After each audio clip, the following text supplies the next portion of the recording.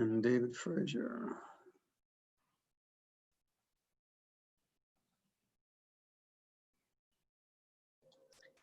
Gentlemen, your live stream on YouTube is active. Okay, there's Jeremiah.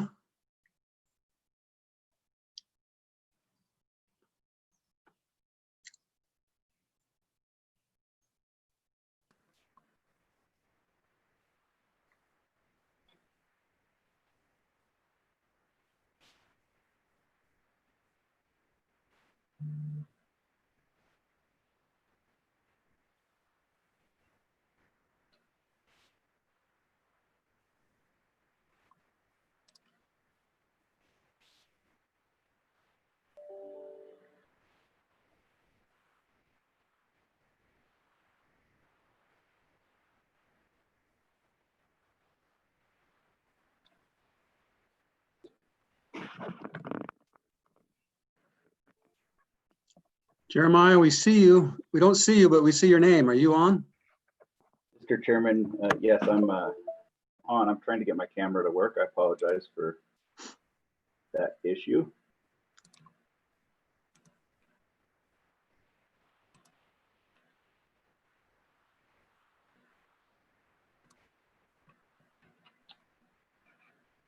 All right, fire away. Welcome. Thank you, Mr. Chairman, members of the committee. I'm Jeremiah Riemann. I'm here on behalf of Wyoming's county commissioners. Mr. Chairman, as I understand it, there's some interest in understanding what expenses local governments have been able to shift to the CARES Act funding, or at least hope to talk a little bit about the state process through SLIB. Three areas that cannot be addressed through CARES Act or other federal stimulus, and then four, an understanding of the overall revenue declines and actions taken by local government. So, Mr. Chairman, I'm going to start with that fourth one in particular, and then I'll work through the others, and we can certainly dig down into any of these as we go along. So, Mr. Chairman, counties are currently in the budget development process, as you know, and are preparing reductions ranging from roughly 20 to 40%. Those sorts of program or those sorts of cuts will require program modifications, perhaps elimination of some of those programs. It will also, unfortunately, require employee furloughs and layoffs as a reality of the current budget situation. COVID has impacted counties in different ways. For example, I've got two for you. Teton County is facing, of course, an uncertain tourism season upcoming, and therefore sales and use tax collections are rather difficult for them to project. But right now, based on the available data that they have, one from Craig, but also their local projections, they're currently budgeting for approximately 40% less revenue in fiscal year 21. In contrast to that, Goshen County is a little bit more optimistic on where they stand. While Goshen County is profiling budget reductions, it realized better than expected sales and use tax collections pre-COVID, and has also experienced higher than anticipated spending during COVID. And they believe that primarily as a result of resident spending dollars locally rather than traveling to surrounding communities such as Scottsbluff, Nebraska, to do their purchasing, which has certainly bolstered their budget a little bit here. In all of the examples, regardless of the counties, they are taking this very seriously. And at the very outset of COVID, when we started conversations with counties, they immediately instituted budget saving measures, just like those that have been discussed in this and other committees, and of course, during the special session. Mr. Chairman, turning to the CARES Act, outside of a county hospital, no county has received federal stimulus funding at this point in time. Emergency management expenses are eligible for FEMA reimbursement currently at a rate of 75% federal share to a 25% local match. However, that does not cover most expenses incurred by counties in responding to the pandemic, nor does it cover the revenue impacts that they face. Within the CARES Act, counties are looking to other available options for support. One of those examples is the Economic Adjustment Assistance Program through the U.S. Department of Commerce, which was allocated $1.5 billion to support non-construction and construction activities in regions across the country experiencing severe economic dislocations brought about by the coronavirus pandemic. Examples of projects include preparing or updating resiliency plans to respond to this and future pandemics, as well as implementing entrepreneurial support programs to diversify economies and constructing public works and other facilities that support economic recovery. So far, no county has applied to date, but we are exploring this possibility with the governor's office. Mr. Chairman, bringing the conversation stateside, last Thursday, the SLIB did approve emergency rules for the acceptance and processing of emergency relief grants to local governments, including counties. And I did talk to the director of the Office of State Lands and Investments on Friday, and she indicated that together with the Attorney General's office, they are currently finalizing the application, which local governments would then use to apply for that funding. And it's my understanding that application should be available this week. Once complete and consistent with U.S. Treasury guidance, counties anticipate being able to seek reimbursement for their medical and public health expenses and recovery planning and coordination. But unfortunately, the Treasury guidance provides little opportunity to seek reimbursement for much else. And to date, revenue replacement is not one of those possibilities. And then finally, in terms of the request for us, counties are cautiously optimistic that Congress will provide fiscal relief to states and local governments.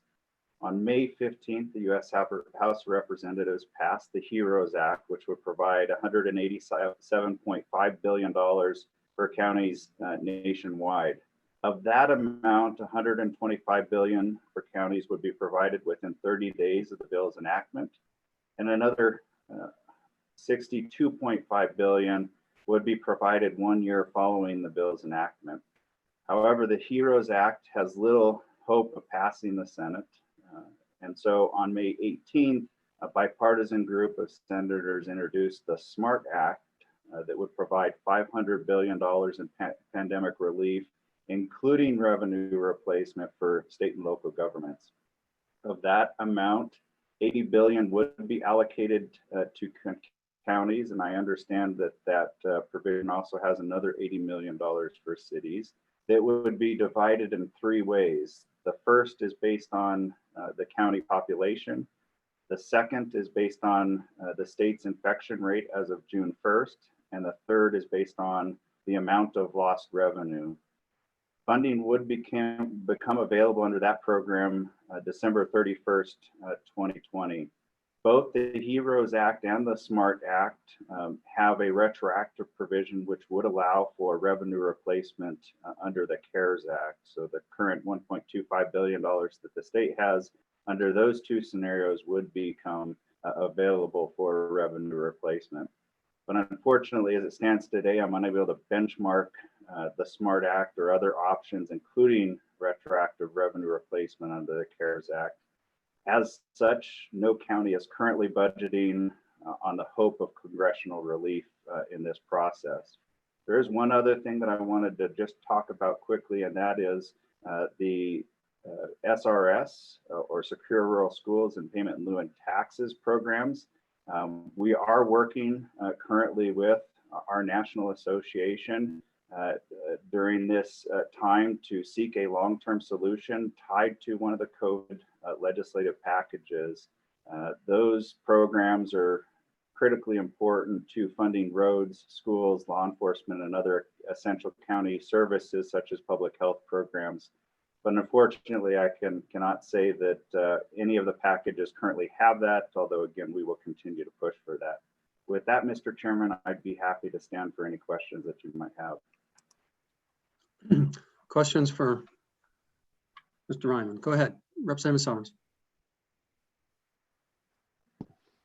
Jeremiah, thank you. And, you know, as we go forward, we're certainly going to have to work together. But as the state looks to cut budgets, you know, whether we cut the 105 to, I don't know how the 105, where it sits, whether it's paid out right at the beginning, whether it's paid out over time.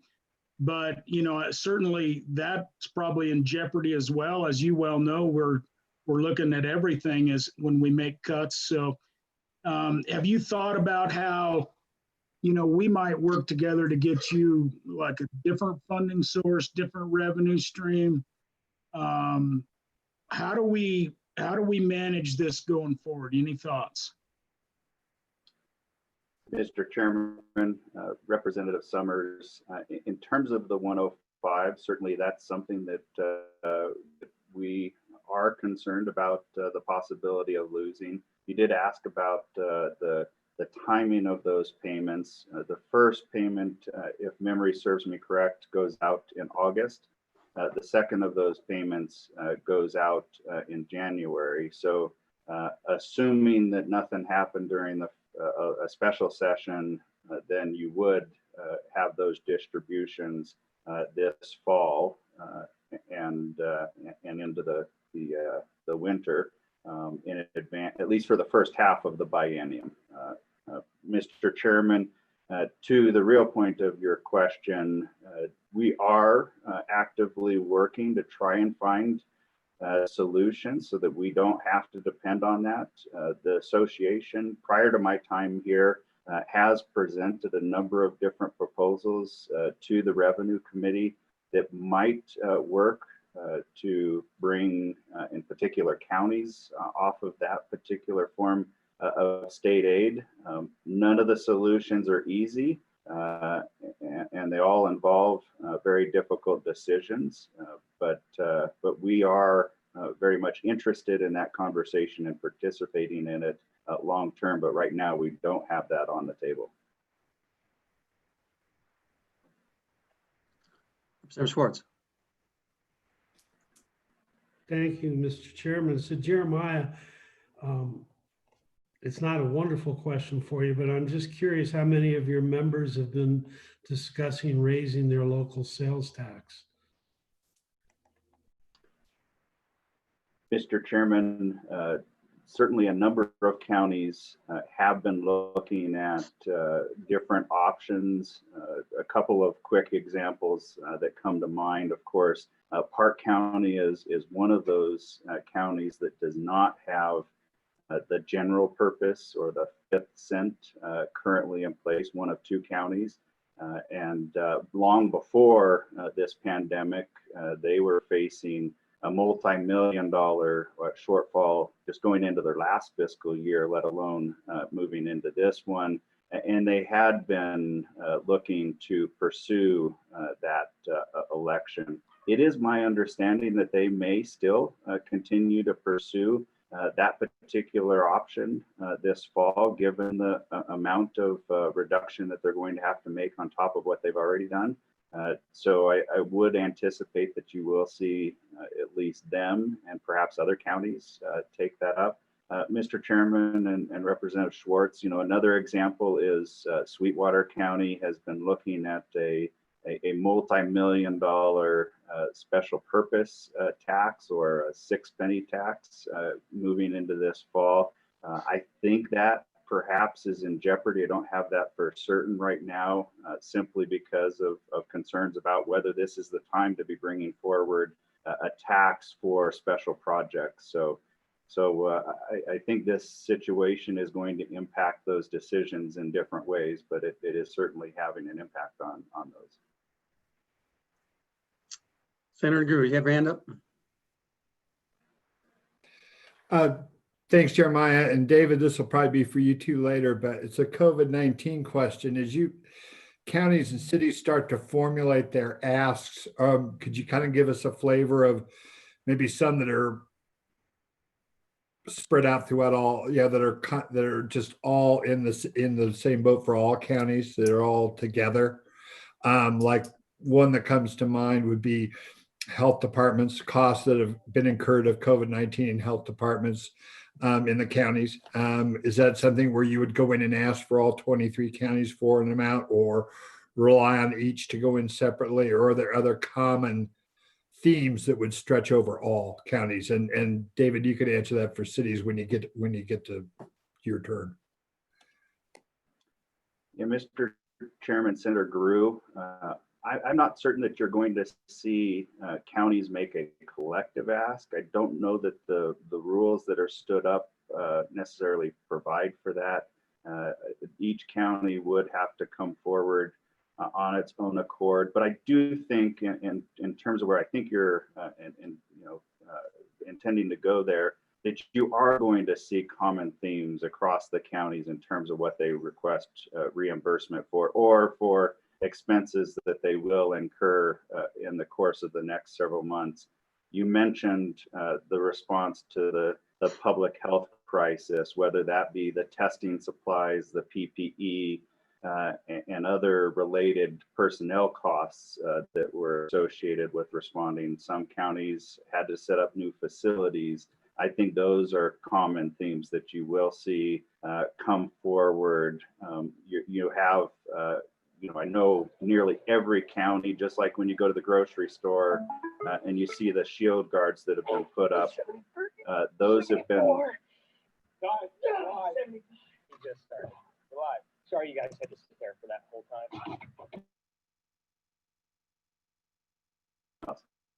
time. Apologize for that. Mr. Chairman, you have seen that all the counties have instituted those sorts of measures and additions into their budgeting processes, and so they'll request reimbursement for that. The Treasury guidance hasn't been helpful. It's become more constrained as we've gone along, so it's going to be more difficult in making some of those requests that we think are legitimate. But we'll come forward and work with the Attorney General on the appropriate asks for that. Actually, if I could follow up. I think you said yes, so thank you. Just going through the business applications that some of us have been going through with Wyoming Business Council, they don't allow businesses to look forward on expenses coming up. Are you getting different guidance for counties, cities of that? Are you going to be able to do that, or are you going to have to come back at another time and do that? What guidance are you getting from that? Mr. Chairman, Senator Grew, I think in terms of local governments, we're just like the state in terms of the guidance that's coming out. So we can ask for those expenses through December 30th, assuming that we can incur those expenses before that time. Okay. Other questions? Don, go ahead, Senator. Mr. Co-Chair. Yeah, thank you, Mr. Chairman. Jeremiah, just wondering, are there any counties considering joining the state group health insurance program, EGI? Is that something that I know that the Attorney General's opinion says that you would qualify? I know cities and towns, but I believe counties was included in that. I think Natrona County might be doing it, the school district and the county. What's the status of that? Mr. Chairman, Senator Bebout, at current, no county is participating in the state health insurance plan. That is something that we have fought for years. So we're very pleased that the Attorney General's guidance suggests that counties can participate. Going into the last budget session, we had one county in particular, Washakie County, that was interested in evaluating that option, and we'll be looking at it going into this next fiscal year. But at this point, I'm not aware that they have submitted an application to participate, but it is something that the counties have been interested in. Yeah, and Mr. Chairman, I apologize. It's not Natrona County, it's the city of Casper that I Correct. believe is joined it and Natrona County School District, but we got a report about it. I was just curious. So there's one county maybe considering that. Is that correct then, Jeremiah? Yeah, Mr. Chairman, and I think you could see more counties evaluate that, particularly as costs continue to rise and they have pressures on their own internal system. So, but right now, only one county has expressed interest in the plan. Yeah, and Mr. Chairman, as I understand it, is there like a group, the counties belong to a group that they're out there involved with that, they're not each individually represented by an individual insurance company. Is that correct? Is there a group policy that they've all participated in? Yep, Mr. Chairman, Senator Bebout, there are kind of two approaches that counties are currently using to obtain health insurance. One of those, and it involves the vast majority of counties right now, is self-insurance with a third-party administrator of their plan. And the other one is through, and I may have the naming just a little bit off, but through the Wyoming Group Insurance Program. And that typically provides for those other counties. So Washakie County is one example of a county that's in that program. The last thing, Mr. Chairman, is just a little bit different, but sort of along the same line. I've always felt that over the years, that money spent closer to the people is spent best and has supported, helping cities, towns, and counties. Money's short right now. We're going to see substantial reductions in revenues and the cuts coming at state government level. Who knows where else? What's the discussion out there by counties, how they will deal with these shortfalls? Are they talking about trying to use their reserves? I know a lot of them have reserves. Are they talking about that? Obviously, someone brought up the sales tax option. I think that was Representative Schwartz. Are they talking about some reductions, eliminating programs, monetizing like sewer, water, different things? What's the discussion out there? Yeah, Mr. Chairman, Senator Bebout, again, all of those things are on the table.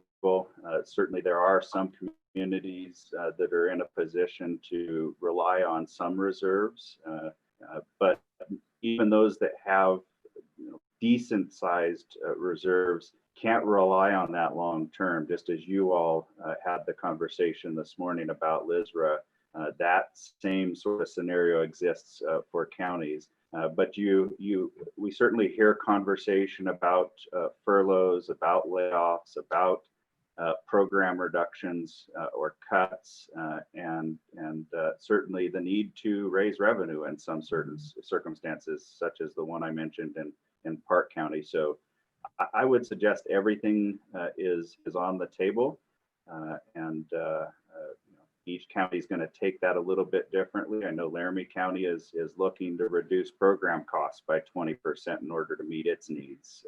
Fremont County, of course, I talked to the chairman last week, and they're looking at furloughs and layoffs, and I know that other counties are doing the same. Don, I have a question. With regards to the status of the draft of the SMART Act or some other mechanism that then opens up the 1.25 and the Treasury restrictions, what's the likelihood and the timing of anything developing that allows us the ability to plan or to reserve dollars back if we're obligated to, whether we have to spend all of the 1.25 before a certain amount of time or not? I mean, how does that logistics play out? Yes, Mr. Chairman, members of the committee. I believe the Management Council, when they created House Bill 1001 from the special session, contemplated, and that's really what predicated their timing of those release of funds. So there was about $450 million released immediately upon passage, and then July 15th, second availability is made at 400 million. And then I believe the third amount is in September September 15th, if memory serves, although Tamara may correct that date.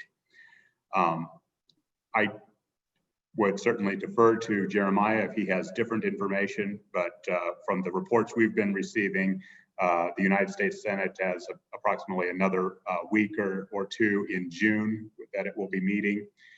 Then it'll take a fairly lengthy 4th of July break and be back for another couple of weeks at the end of July. There's nothing anticipated in terms of acting on these bills, to the best of our knowledge, in June. So the earliest opportunity would be before the August recess. Thank you. Okay, further questions? All right, thank you, Jeremiah. Appreciate it. And next we've got Mr. Fraser. Thank you, Mr. Chairman. Can you hear me just fine? I can. Great. For the record, David Fraser, Executive Director, Wyoming Association of Municipalities.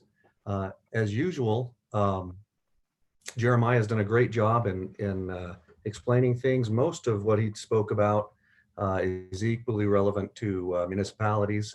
I'll try not to, so I may just refer to his remarks in a couple places. I'll try not to be too redundant in terms of what he just said. Let me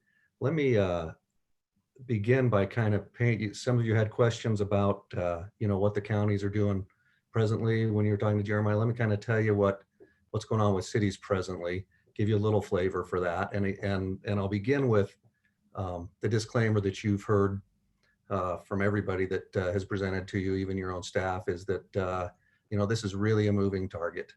And so, I'm going to try to kind of give you a snapshot of today, but again, it's a moving target. We don't really know what's going to happen with the economy, whether things are going to be better than we fear or worse than we hope. But in any case, right now, which is budget preparation season, as Jeremiah mentioned, our cities are estimating up to 40% loss in sales and use tax, which of course is huge to them. And you guys know you're feeling the same pain. So they've already begun to make, in addition to budgeting accordingly for the coming fiscal year, which begins July 1, many of them have already begun reducing services. And of course, some of the services that you'd expect, like libraries and parks and rec are seeing reductions, but even places that you really don't want to touch, like fire, EMS, dispatch, those public safety things. It's hard, there's some hard decisions being made, and even some of those services are being affected. This is where I would be tempted to make a bad joke about defunding the police, which none of our cities are doing. But in terms of capital, they are deferring a lot of projects. 2/3 of our cities have already deferred capital projects. About half of our cities are actually deferring equipment and vehicle purchases across the organization. Half of our cities have already frozen positions, and about 1/4 of them have had layoffs and furloughs already. Half of them have also experienced salary and benefit freezes or reductions already. And again, we hope that things will go better than we fear, but this may just be the start. And again, we don't know exactly what awaits us as we open back up. We hope that things are good. Regarding COVID, and I'll skip talking about federal stuff because Jeremiah did a great job on that. In terms of COVID-related expenses, Jeremiah also mentioned that SLIB met last week and put the rules out. We're expecting at any moment the applications from Office of State Lands to be available to our members, and our members are ready to apply for some funds. In those who have from those who have shared with me what funds they are seeking so far, those range from anywhere to $500 to $200,000 requests that they're waiting to make, and those would be everything, from personal protective equipment and of course changes in City Hall, like like the plexiglass shields and all that kind of stuff. But Of course, fire and EMS are affected by this. All of public safety is. You get an ambulance call, and by protocol, all of those agencies show up and at that. We also have had folks, our cities have gone to a lot of work from home, and so there have been expenses associated with setting up employees to work from home. In some cases, and we don't know if this will qualify, but some of our towns that didn't have online bill pay, spent some money to get online bill pay when we needed to start social distancing. And so those are kind of some of the examples. I will say that the Treasury guidelines have been difficult for us. Treasury put out some initial guidelines, and we, careful what you hope for. We hoped that Treasury would send some additional guidelines, because the first set was pretty restrictive, and don't you know it, the second set was even more restrictive. Having said that, the SLIB board and the Office of State Lands, I think have done a very good job with their rules, given what they had to work with from the Treasury's guidance. Again, the big thing that's not, as you know, the big thing that we can't use CARES Act money for is a replacement of lost revenue. And of course, that's just like the state, that's where the local governments are really hurting. And so we're hopeful that there'll be some relief coming from the federal legislature in terms of this. Obviously the HEROES Act is not looking like it's going to make it, but hopefully the SMART Act does, and we're hoping to get better relief there. With that, Mr. Chairman, I would certainly I'd stand down or take questions. Okay, questions for Mr. Fraser? All right, looks like you covered it all. Thank you. Appreciate your time. Thanks a lot. All right, next. Is this Ms. Rideout? Is that right? Is that right, Don?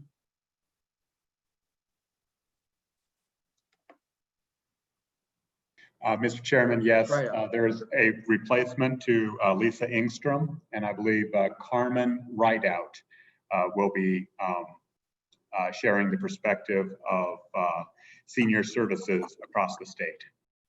Well, welcome. Welcome. Thank you, Mr. Chairman and committee members. My name is Carmen Rideout. I'm the Executive Director of the Hub on Smith Sheridan Senior Center, which includes services to senior citizens throughout Sheridan County. Lisa Ingstrom, the Executive Director of Carbon County Senior Services and the Chairman of our association, sends her regrets, but is unexpectedly unable to be at today's meeting. Also joining me today, I believe, is Ann Rossi, the Executive Director of the Campbell County Senior Center. Thank you very much for providing this opportunity to speak with you today. I am representing the Wyoming Association of Senior Project Directors, which includes all 39 senior centers and 2 Meals on Wheels organizations in Wyoming. On average, we serve approximately 27,000 seniors annually and provide almost 2 million units of service. By units of service, I mean meals, home delivered and congregate, in-home services, assisted transportation, health and wellness activities, socialization, information and referral services, care coordination, and family caregiver services. We would be happy to provide more detailed information to you about these services through the Legislative Service Office at a later date. Wyoming senior centers have been significantly impacted by COVID-19 and continue to be impacted significantly on a daily basis.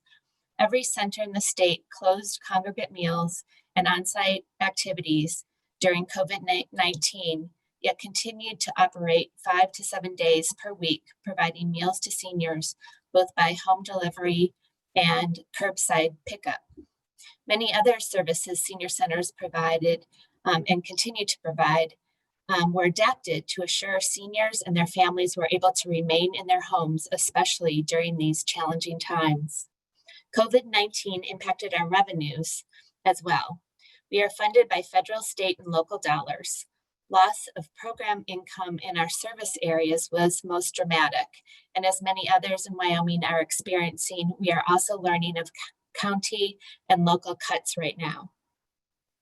We have also relied on fundraising efforts in the past to support our centers, and as you all know, to date, fundraisers and donations have been either canceled or severely limited. Senior centers have a mission and a goal to serve and help our citizens live healthy, happy lives and remain in their homes for as long as possible, rather than needing institutional care. With COVID-19, our charge to serve our communities, senior citizens, has become even greater and more difficult to do. Our work is urgent, essential, and critical. I'm kindly asking you to direct your attention to Ms. Engstrom's memorandum dated June 1st, listing items that we were asked to offer as possible needs in response to COVID-19. We are in need of basic items such as additional plexiglass shielding to larger items such as vehicles for in-home meal deliveries. The changes and adaptations we have made in our operations to keep people healthy and safe have resulted in additional expenses to our organizations, including dramatically higher food prices, additional supplies, and increased payroll costs. In normal times, our fundraising efforts really help make up these differences when we have additional expenses. However, these private resources are currently unavailable. The June 1 memo also identifies other items that are critical to the delivery of services in preparation and throughout the duration of this pandemic. Senior centers in the state have current contracts with the Aging Division of the Department of Health, and we have received CARES funds through the division. I would like to compliment on behalf of our association, the Aging Division, for processing these funds and getting them out to our centers in a very timely and efficient fashion. I'd like to thank you for the opportunity to speak to you today. We look forward to answering any questions. And I was going to, Mr. Chairman, ask if Ann has a few words to share as well from Campbell County. Sure, we'd love to hear from her. Go ahead, Ann. Hold on. Okay. Thank you, Mr. Chairman. Good afternoon. I'm Ann Rossi, the Executive Director of the Campbell County Senior Center, and I'm here today to testify on the challenges of reopening a senior center to offer congregate meals, also known as dining room meals, and activities in the wake of a pandemic. The Campbell County Senior Center is one of a few centers that have reopened for congregate meals. Some of the challenges we face are the changes needed to minimize the risk to our senior population. Now, what does that look like? Offering both congregate and pickup services to accommodate the needs for those who are ready to return to the center and need their socialization, to those who may be at greater risk and wish to stay home. Adjusting a self-serve concept for congregate meals to a more full service concept, which increases the cost of staffing to offer both services, the congregate and the pickup, along with serving the congregate meals in masks and gloves, from beverages to condiments to meals. An additional expenses of the personal protective equipment is also required for all services, the masks, the gloves, the thermometers, the hand sanitizer, the wipes. Equipment necessary to provide in services that minimize the need to touch, such as touchless paper towel and soap and hand sanitizer dispensers to ice and water dispensers. The increase in food prices also create a challenge when attempting to offer a well-balanced meal. Senior centers are seeing an increase in volume due to senior citizens living on a fixed income cannot afford the prices of food in the local grocery stores, therefore relying more on the senior center nutrition programs. Increases in home delivered meal services increases the need for the appropriate equipment to deliver those meals safely. Insulated hot boxes, cold boxes, vehicles, and packaging supplies are required. Unfortunately, the senior centers have experienced price gouging due to the supply and demand of these delivery items. Once a center addresses the 6-foot distancing rule, the capacity of our centers decrease immensely. A center that once could occupy 50 seniors could be down to 24 or even less because the 6-foot rule turns into 8 feet between each table. The decrease in capacity can increase the need for pickup or delivery meals. Smaller centers are turning to plexiglass dividers that sit on the tabletop when adequate distancing is not sufficient, again, an additional expense. A few centers are now offering limited activities that can adjust to capacity and distancing challenges, followed up by the sanitizing requirements. The entire room must be sanitized prior to any activity. One center is offering 3 activities a day, 10-person max. The room must be sanitized 4 times per the requirements. This creates the need for additional staffing and supplies. Transportation services have experienced a decrease in efficiency due to social distancing as well, and maintaining the adequate distance between the passengers. This results in less passengers per trip, dispatching more vehicles to fill the gap, more drivers and vans on the road to accommodate the need. Sanitizing practices between every trip and the need for masks and gloves add to the cost of the service. An update in computer technology is needed to access the new norm of online meetings as well. Prior to the COVID-19, senior centers ran a very limited staffing, allowing the seniors to be self-sufficient and manage independently. The new requirements of COVID-19 changed the way we do business in order to keep the risk at a minimum. The staff are picking up more of the tasks at this time. In summary, we are expecting an increase in the cost of staffing, personal protective equipment, serving equipment, vehicles and fuel, along with computer technology. And I'd like to thank you for allowing us this opportunity to share the challenges of the new norm for senior center services. Thank you, Mr. Chairman. Thank you. Any questions for Ms. Rossi? Representative Larson. Thank you, Mr. Chairman. This might be to Ms. Rideout, or it doesn't really matter who. I'm just curious, you mentioned that you received some funding, probably CARES funding through the Department of Aging. Could you elaborate on that? How much was that? Were the restrictions on what you could use it for, and what was it used for? Mr. Chairman, Representative Larson, yes, we did receive CARES Act funding through the Wyoming Division on Aging in a total of $5.1 million. All of that has not been received. A lot of that they divided into 2 payments. The first one we were able to receive, and it was called Families First funding.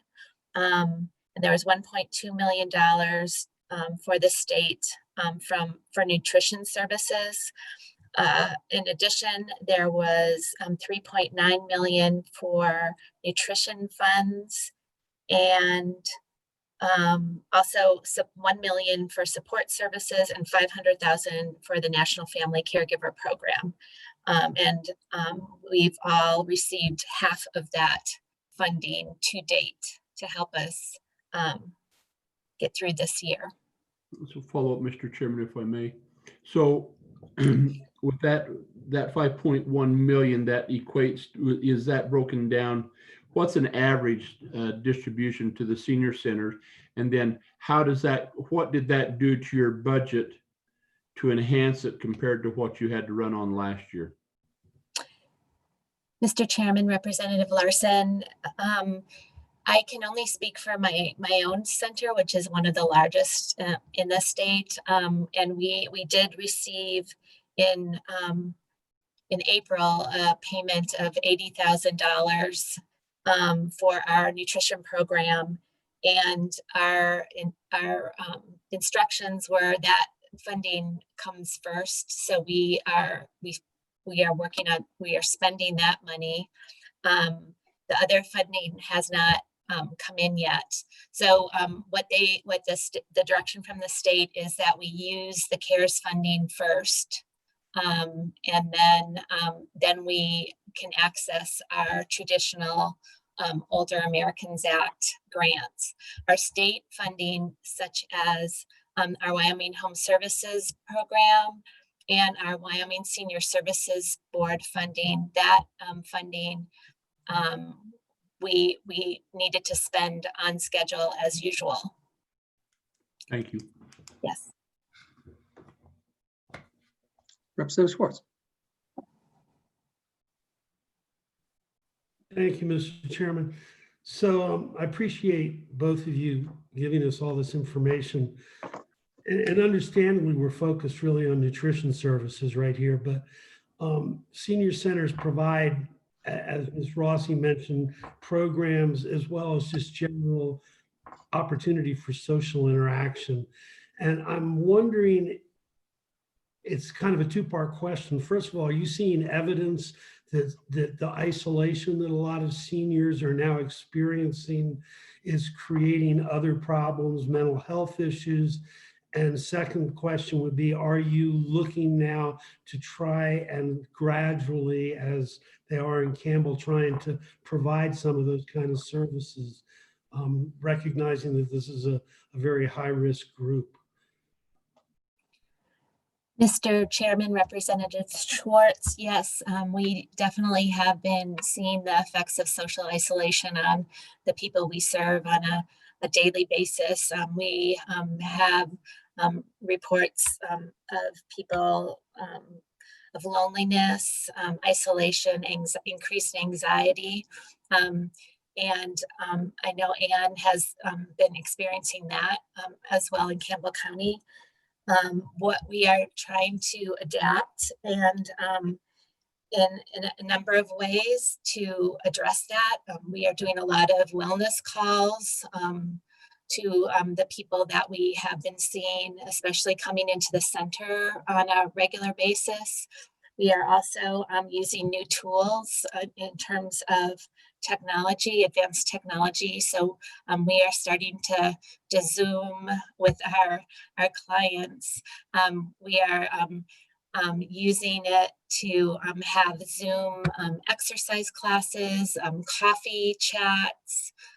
We've even reached out to some young people in our community to take old tech devices and refurbish them to get them in seniors' hands so they have more access to that kind of thing.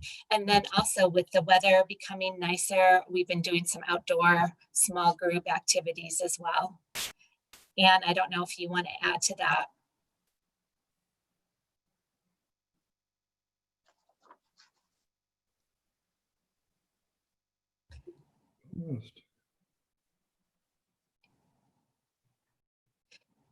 So yeah, so absolutely we are we're trying to adapt. And the other thing that we're doing is we're in close contact with our local mental health agency and refer people as we need to and see fit.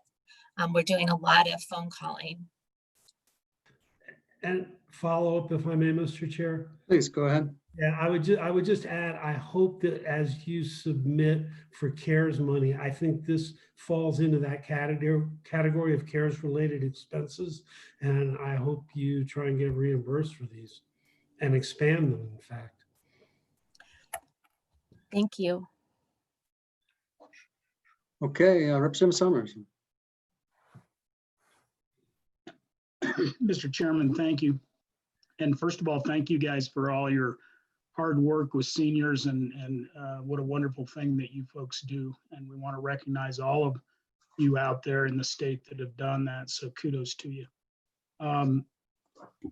One, I would assume the CARES Act dollars that you've currently received, was that a direct distribution that agency got out of CARES Act, but not out of our 1.25 billion? I would assume that's the case. And so then my other question is you're still eligible, I believe the way we wrote the bill, you're still eligible to apply for more CARES Act money out of our 1.25. And do you see any holes in that? Are you having any troubles Are you getting the ability to provide applications yet? Kind of where are we at to make sure you guys get whole? And then the one other thing, so, you know, the original, that CARES Act you're talking about, was it a direct distribution down, not a separate distribution? 2, are you getting your applications in? Is there a process for you? And then the third thing, I thought it was interesting, you said you were down in contributions. And it seemed to me in our neighborhood, and I haven't asked recently, but there seemed to be a lot of people trying to help and provide assistance and money to senior centers. So I would have almost thought that the outside money coming in might have been a little greater. So I am interested in that, how donations, were they really down or just different? And so those are my questions. Thank you. Mr. Chair, Representative Summers, thank you for those questions. So the first one, addressing the CARES funding, that we received was, my understanding was from the Administration on Aging and the Older Americans Act, and that CARES funding, not the state funding that we're talking about here today. The second question regarding the application and whether we knew about, I don't have any information on that process right now, the funding that we're here to talk more about today. We are uncertain of that process or procedure at this time. And then the third question was, you're right, Representative Summers, early on with the COVID, when it first happened, we had, I guess I would say it depends, each community is different. I can say from Sheridan County, we did get a lot of support and people wanting to help. Our concern is the long term and going forward, and how long that will last. I also know other communities haven't been as lucky as we have been at this time. So did that answer your questions? Mr. Chairman, just to follow up. Oh, sure. Mr. Chairman, thank you. Yes, it did. Kind of on the application in the governor's office with that. I don't know if Kevin can answer this or any of our staff, but I would certainly be interested to know where the executive branch is in providing you all with the ability to get some reimbursements. So if there's anybody out there in Neverland that's on the call that knows either in our staff or the governor's office staff, I would be interested in where that process is at. Mr. Chairman, Go ahead. we'd be happy to facilitate these folks that are working for our seniors. They can contact me directly and I can make sure that I point them to the portal, and I make sure that they have access to the portal for the COVID response proposals.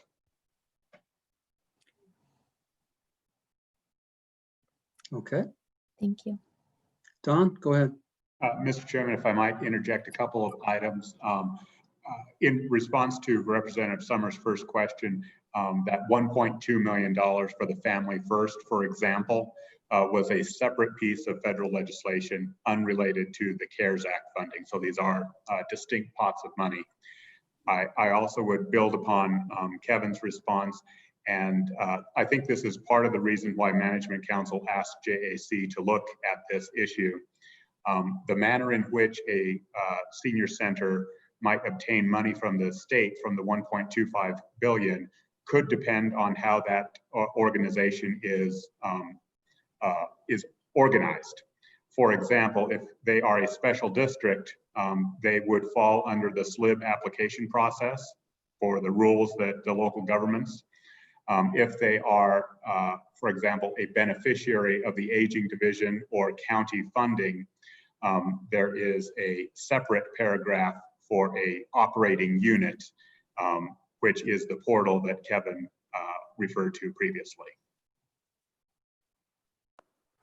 So, Mr. Chairman, just a quick follow-up with Dawn perhaps, and Okay. maybe with Ms. Rideout. So Dawn, or Ms. Rideout, are there any other organizational structures other than what Dawn provided? Are any of your brethren going to slip through the cracks? And if so, I mean, if you have an organization, which I believe you do, we need to know if there's a donut hole out there that we need to plug in statute. And Don, do you know, are we covering everybody, or do you have any idea for sure?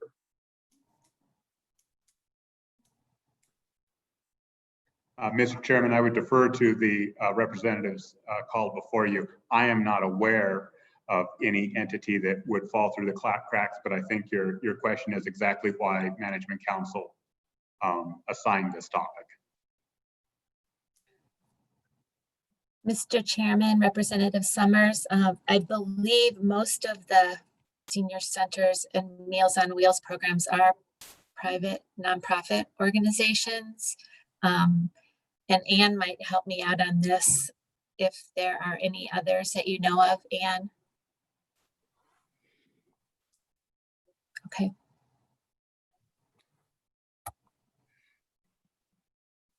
Go ahead, Representative Larson.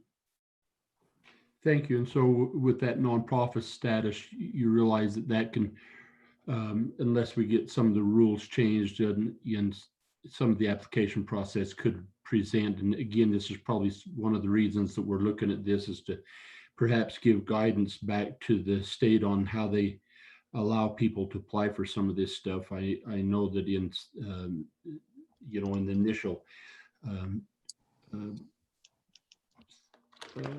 distribution of funds that nonprofits weren't allowed to participate in it, but as some of this stuff moves forward, I think that they're talking about the ability to do that. Mr. Chairman, I would also ask the ladies, as I read through your handout, I'm just very appreciative of all the things you do, but I think you have to be careful and make sure as you approach what it is you need, that you're able to tie it back to COVID, and that it doesn't become a wish list for refurbishing a senior center with new carpet replacement, kitchen upgrades. Man, now maybe that's needed, but you're going to need to be able to tie that to COVID and do that. And so think of your wording and think on how you do that, please. Thank you. All right, any other questions? Senator Groom. Thank you, Mr. Chairman. Ms. Rideout, when you talked about most of your organizations having nonprofit status, is it 501c3 or 501c6 or both? Mr. Chairman, yes, Senator, 501c3 is what I believe everybody's falls under. Okay. Yeah. Okay, so thanks. And one more question. I know in our community, the number of just the meal number has doubled. And in answer to Representative Summers' question, the amount of people offering help has grown, but the people who are offering money, most of them small businesses, aren't, because they're not doing any business right now. So until they get stronger, it gets harder for them to go. And so that's kind of my question. Are you seeing the same thing? And with the other money you have access to, how short are you? I know my community's senior centers telling me they're 25, 35% short year over year, just with the increase that they have, and even with these new pools that they're trying to access. Is that what you're seeing statewide? Is it more? Is it less? What are you seeing? Again, I can speak for our organization, and initially we were looking at about a $200,000 deficit through the remainder of our fiscal year, which ends September 30th. However, as you know and have experienced, things keep changing and there's new funds available. And I guess that would be our biggest challenge, is just not being able to see very far out in front of us. And for example, our Older Americans Act funds we have set those aside for a while we spend this CARES money that that we've been given, but we don't know what's going to happen to it after this year. Does it go away? And there's just a lot of unanswered questions. And I think that's, we can't see very far out in front of us. So I wish I could answer that question more succinctly, but that's what I know. Thank you. Mhm. Representative Summers? Mr. Chairman, thank you. To get back to this, to make sure that all of you folks are eligible, are there any senior centers out there that do not receive money from the Department of Health? So I think if they have a nexus there, I think we may be good, but if they don't have a nexus, that may be a problem. So still we want to make sure you hunt down this for us so we make sure nobody's getting left out. Mr. Chairman, Representative Summers, we are taking notes, and we will double back with our association to make sure people aren't falling through the cracks. We are aware of at least one other senior center, I believe, in Campbell County that is not affiliated with the Wyoming Department of Health and Aging Division that is out there. Correct, Ann? That is correct. Representative Larson? Thank you, Mr. Chairman. And then maybe this is a question back to you, or coming off from Representative Summers' point, if they're receiving funding from the CARES Act through the Department of Aging, would that be the best place for them? Would that be the best vehicle for them to then make applications? Or are we wanting them to, I'm just trying to think of the right vehicle for them to make the application for funding. And maybe I'm off base there. Dawn, is there a little bit of confusion there on how they should do that? Mr. Chairman, Representative Larson, after hearing this discussion, I think a single point would be best. You will recall perhaps that Representative Barlow, in the construction of Senate File 1001 or House Bill 1001, added the statement that indicates programs and services provided by a state entity or operated on behalf of a state entity by a third party, in this case, the senior centers, shall be considered state entities for the purposes of this paragraph. That paragraph provides for a consolidated response, so the funds would flow through the Department of Health to the Division of Aging to the senior centers. I think the response from the last question was illustrative that there may still be a few that would not fit that definition. Follow up, Mr. Chairman. Then, Dawn, what we're saying though, excluding the one or two or three that may not fit there, the rest of them who are acting under the auspice of what that paragraph said should not be required then to make an application before SLIB. They should just be able to go back through the Department of Aging and should be like the rest of the agency. Their little sheet that they presented would go up the ladder for requests and be considered by the executive branch for funding through the CARES program. Is that correct? That is my understanding, and Ms. Legursky or Kevin may wish to opine.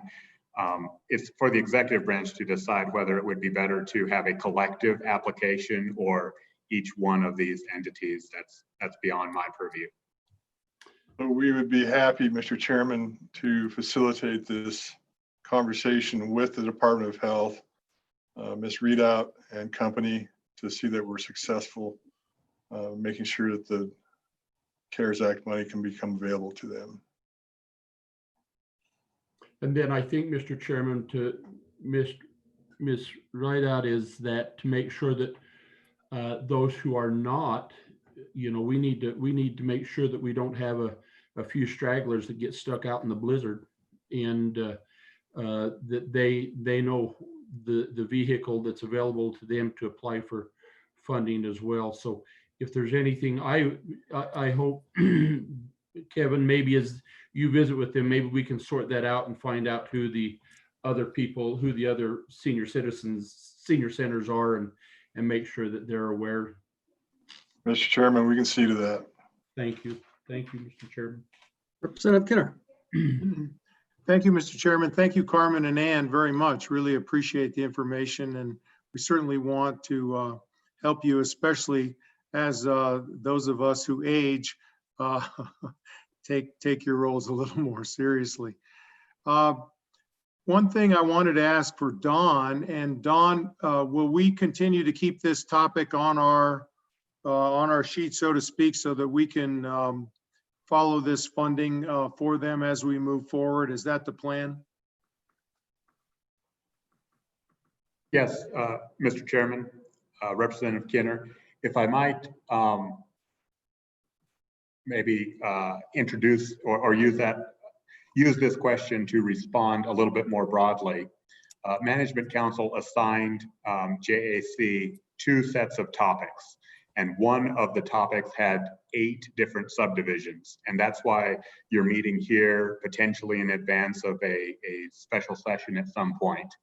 And I'll just run through those real quickly. You were to review local government funding for expenses related to COVID. That was the prior conversation. You were to look at IT systems for all government entities in light of the COVID-19 pandemic. That was this morning's conversation. You were directed by Management Council to look at additional funding to senior centers for food insecurity or other effects of COVID-19. That's this discussion.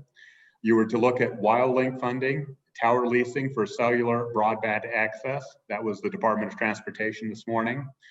And you were to look at department's laptop replacement programs to accommodate work from home. That was the ETS discussion.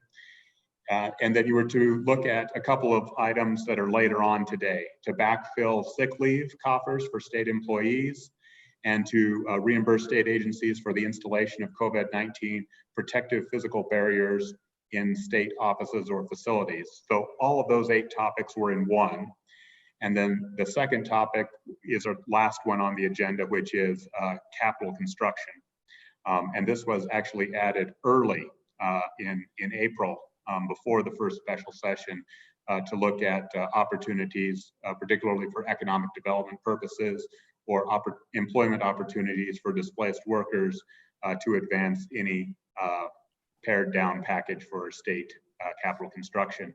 So you will be able to continue to monitor this. There's a tentative JAC meeting set for July, or you could advance either a letter to the Department of Health or the governor in support of senior centers, or you could offer a bill and mandate that the governor spend a portion of those funds for a particular purpose, whether it's broadband or WildLink or local government. Thank you. Representative Schwartz. Thank you, Mr. Chairman. And this is more of a comment than a question.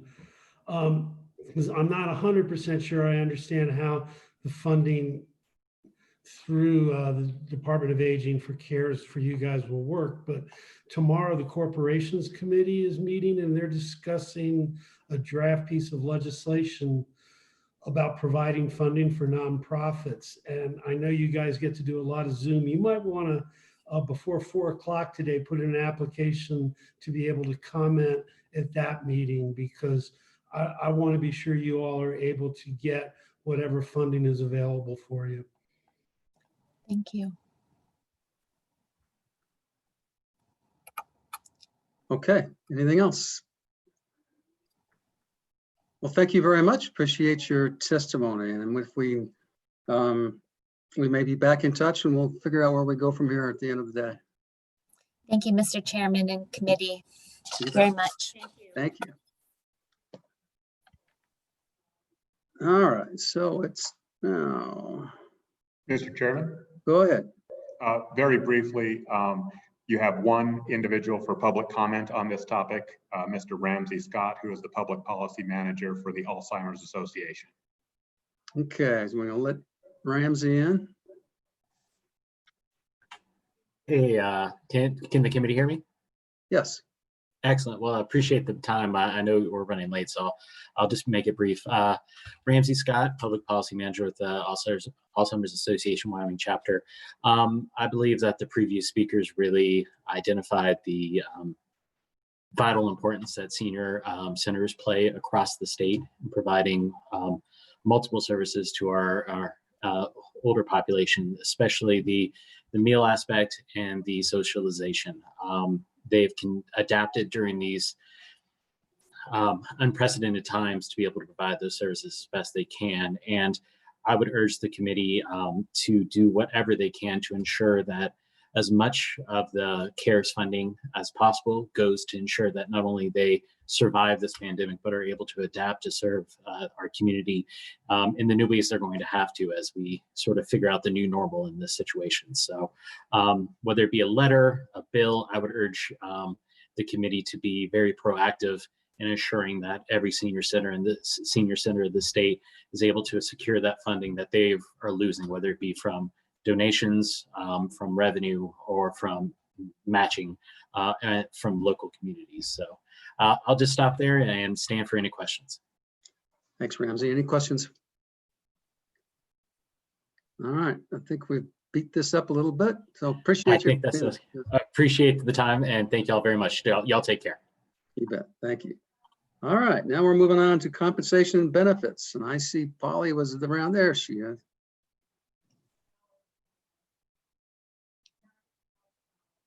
Thank you, Mr. Chairman. Can you hear me? Yes, I can. Thank you. Welcome, and please proceed. Okay, thank you very much. Polly Scott, LSO Senior Fiscal Analyst.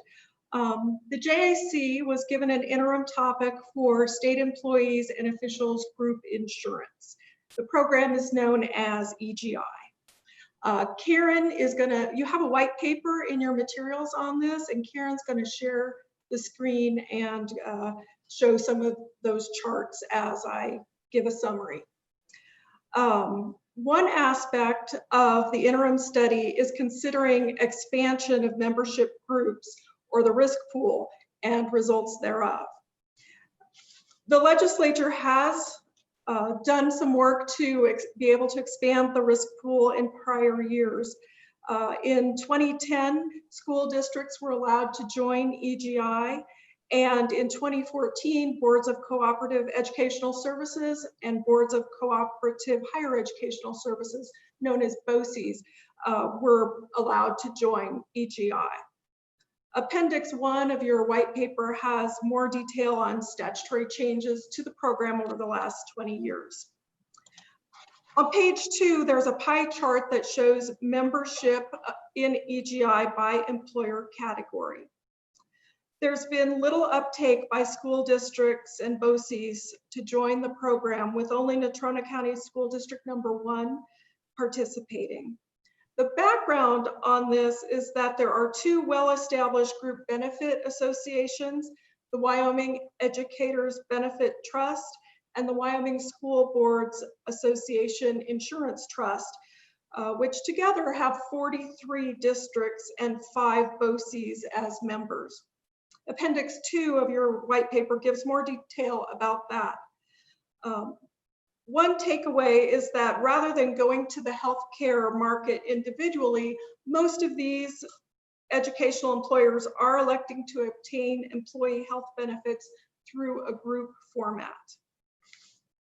The 4 remaining school districts insure approximately 3,000 lives. And to demonstrate the market dynamics in a simple way, if one of these employers ended its current arrangement with a provider, there would be a smaller pool for the private sector or the small group market.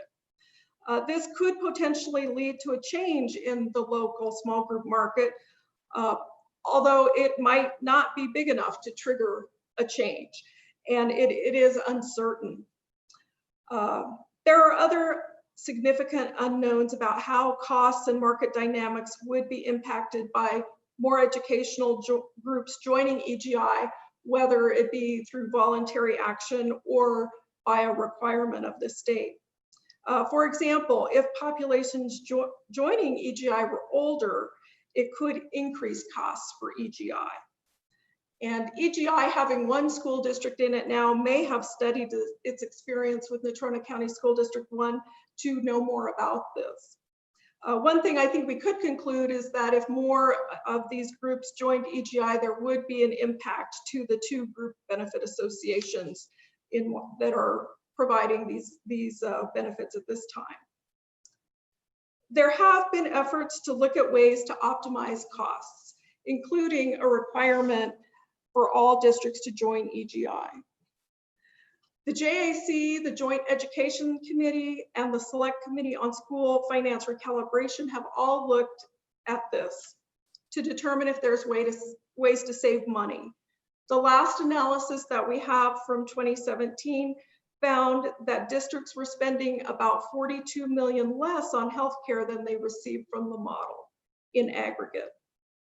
There still seems to be an opportunity to make improvements, and the JAC may wish to consider collaborating with these other committees to learn more about the covered populations and determine next steps.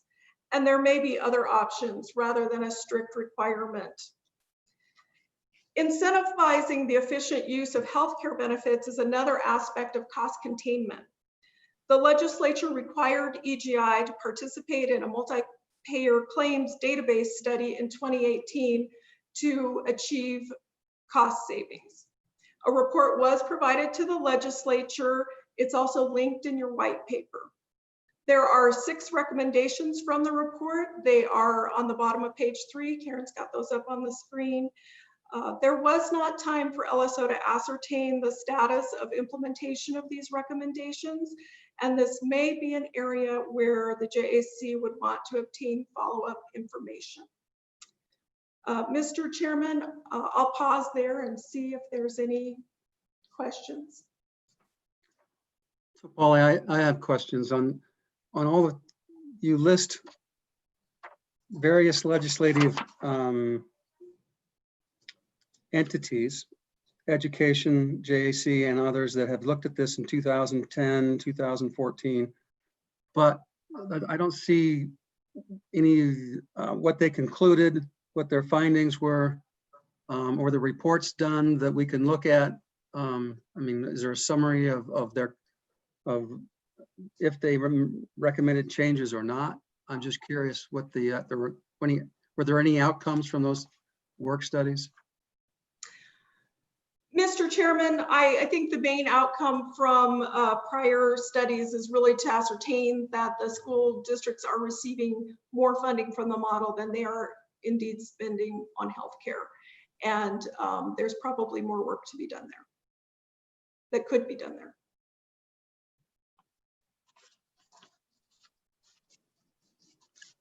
Mr. Co-Chair. Yeah, thank you, Mr. Chairman. A question on the $41 million. I understand what you come up with. Is there any way to ascertain what that number might or might not be if they were on the EGI? That's the first question, and that may just not be able to answer that one. The second one also is when you talk about you're talking about the 3,000 individuals that may have Blue Cross Blue Shield in Wyoming, and of course there's all the other private sector insurance carriers out there. The one concern that I've always heard about, if everybody joins a state plan, you know, those in the private sector, what do they do if everybody's not there? As I understand it now, Blue Cross is the only one that does anything with Obamacare. They're the only provider in our state. There are other providers that do other things, and like what we're talking about with the WBT and the WSBAIT. What about the private sector in other areas? Is there any way to ascertain that, or do you have any input? Mr. Chairman, Senator Bebout, I think that it is possible that the local market could be changed if a larger employer in a locality leaves the market. Other than that, we were not able to get into more specifics on that. So to follow up on the co-chairman's comments, though, it looks like a majority of them, 43 plus 5, are in these group plans. Are those group plans administered by individual insurance agents in each county or city, or that's just one group plan that they join. So that tells me that we're not going to impact that many insurance agents other than Blue Cross Blue Shield, which is basically Laramie County and maybe one or two other large school districts. Is that a fair characterization? Mr. Chairman, the group benefit associations, such as the Wyoming Educators Benefit Trust, they are accessing one plan for all of their members. They're administered by Willis Towers Watson, and the same is true for the Wyoming School Boards Association Insurance Trust. They're accessing one plan for all of their members. So it is not impacting all the, as you described, the individual insurance operators in every county. Mr. Chairman, Senator Kiske. I think we ought to have a conversation with Willis Towers Watson. Seriously, I mean, the school districts have come together in a big way, putting this this insurance pool together. I know at the city of Sheridan, we actually joined the teachers benefit, whatever the name of it is. It's partially self-insured, partially it was a solid plan, rock solid plan. And there might be something there the state could learn. Well, my understanding is that the state program goes out to bid every so many years, and various entities can bid on it for the administration of that plan. Isn't that correct, Polly? Mr. Chairman, EGI we're a self-insured program. So we are really, I believe EGI and Director Bach is here, but I believe EGI goes out to bid just for third-party administrator services, and we are a self-insured plan. Yeah, that's my understanding. Representative Summers. And follow on, Mr. Chairman. Sure, go ahead. I wasn't being facetious, and we get no responses except one to be a third-party administrator, which is hard for me to believe. I mean, there are companies that do this for a living that have a substantial expertise, and I say again, I think maybe we ought to be talking beyond just A&I to people that may have a greater degree of expertise in helping us with these issues, Mr. Chairman. Representative Summers. Mr. Chairman, thank you.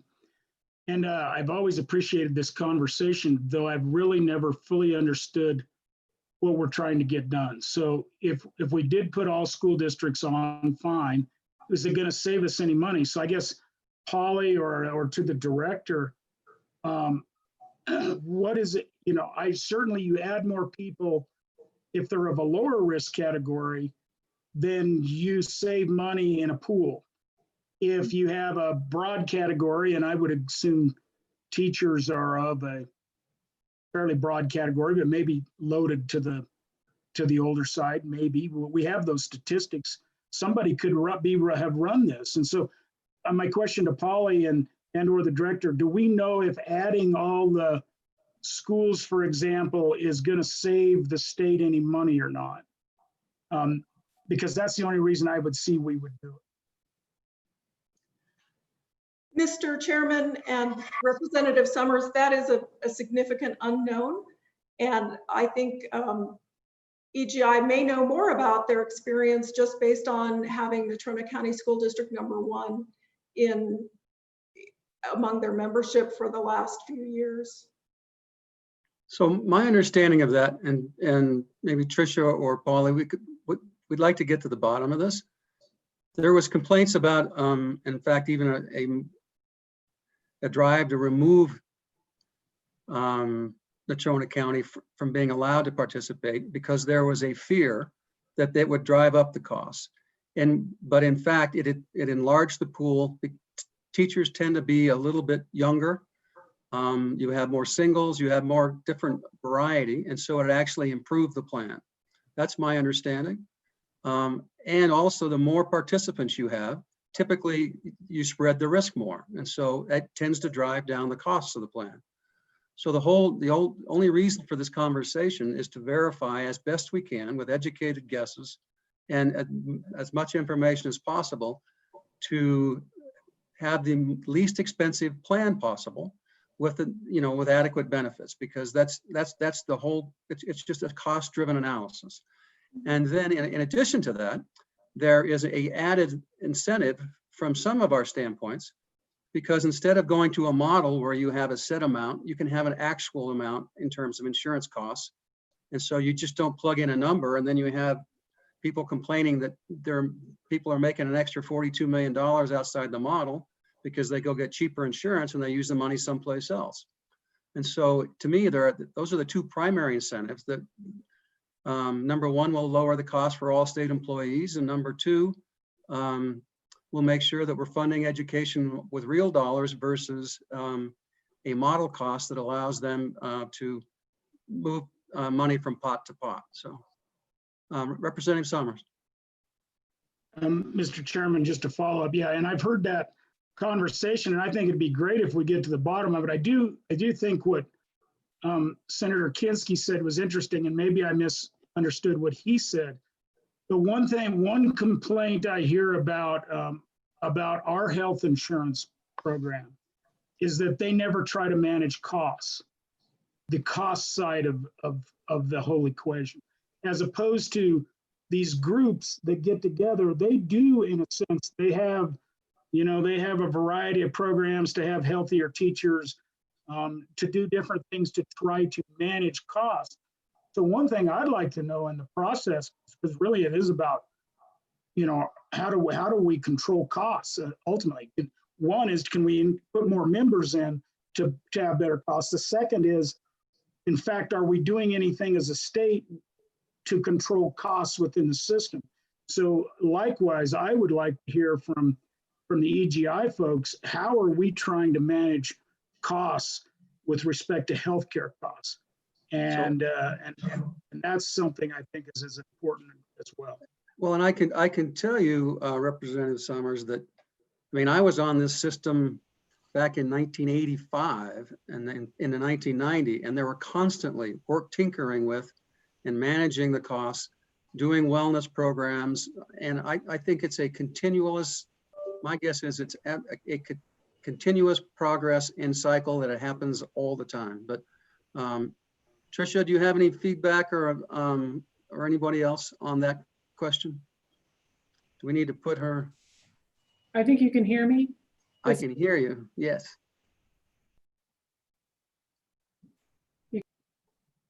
I think we were turning each other on and off. I think that works. I think, Chairman, I appreciate Patricia Bach with A&I. I think and I had just said before I come on that you're spot on.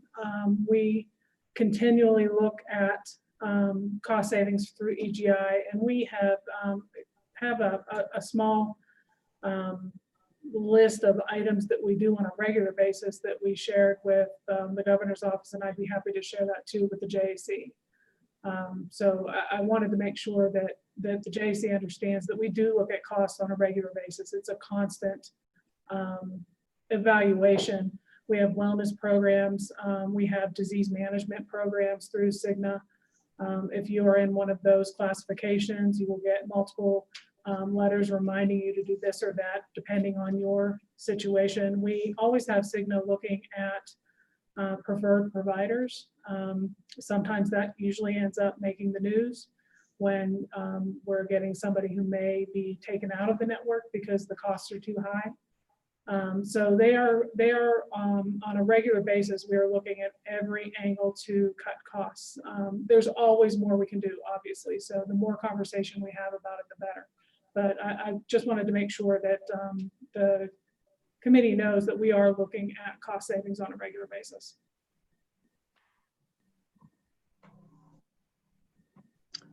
And Tricia, just in terms of whether or not, just go through the contracting process with Cigna and why the Powers Group who else has bid on that contract in the past? Are you familiar with that?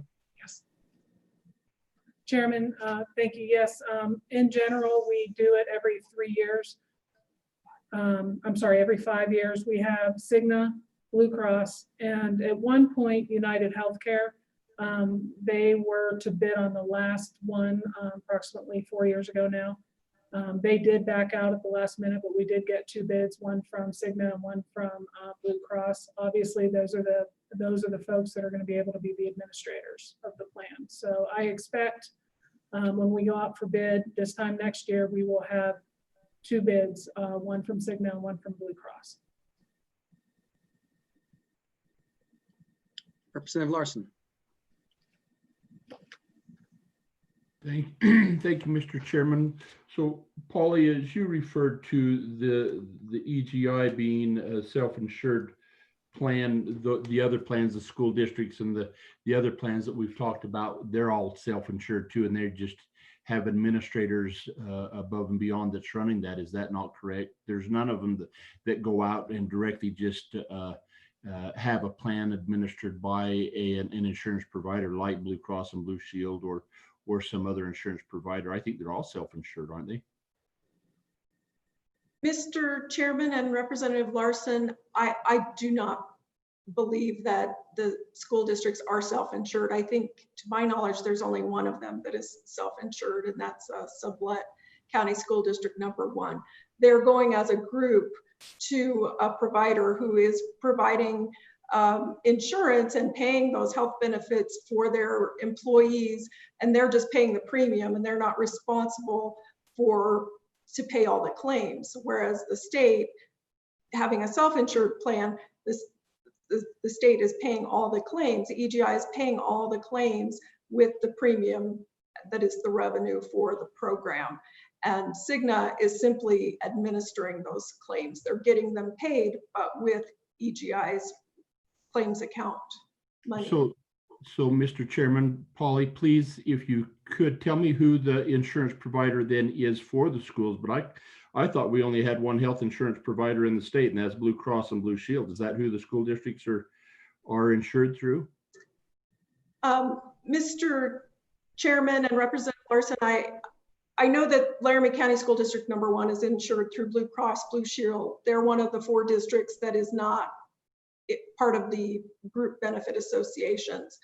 And I know that one of the other ones that is not part of the group benefit association, Sublette County School District 1, is self-insured. The other 2, I'm not certain, but I can follow up and give you that.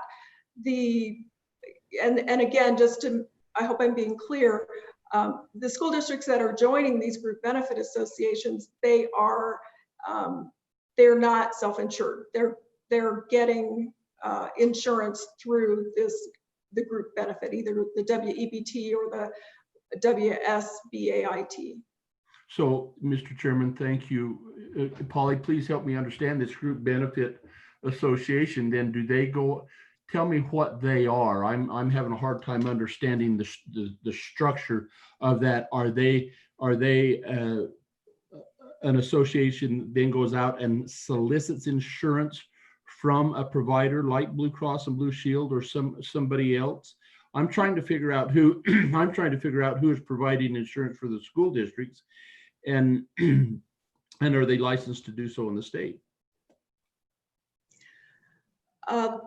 The Wyoming Educator, or Mr. Chairman and Representative Larson, the Wyoming Educators Benefit Trust is a voluntary employee benefit association, and they are administered by Willis Towers Watson, which has an office here in Cheyenne.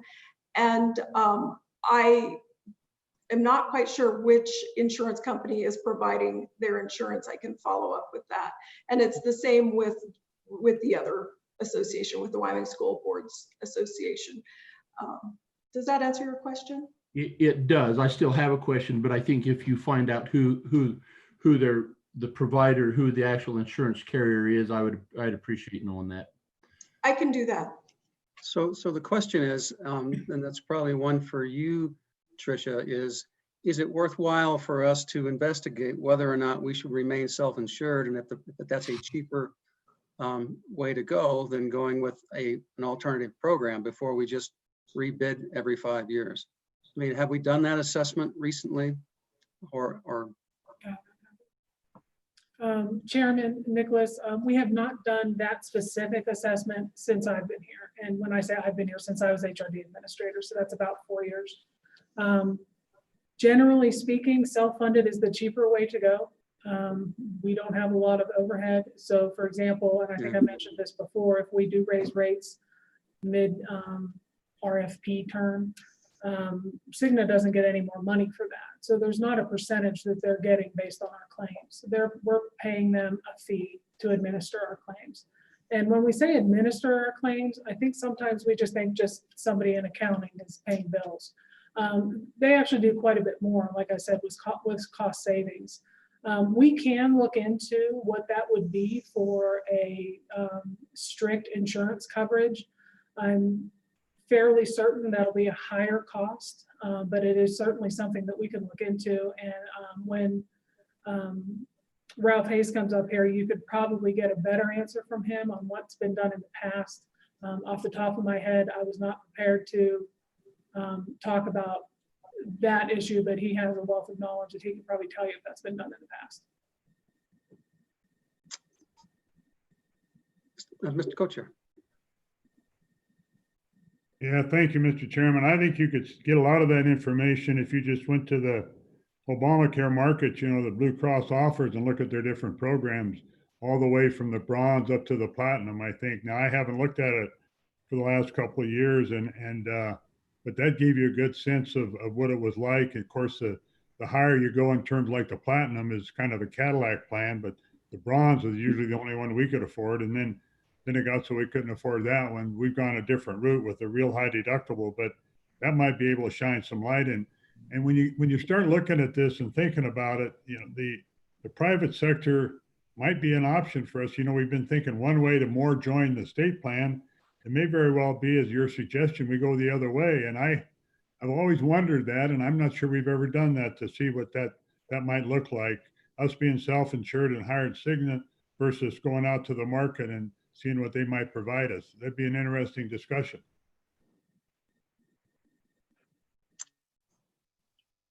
Hey, Senator Cruz, you have your hand up?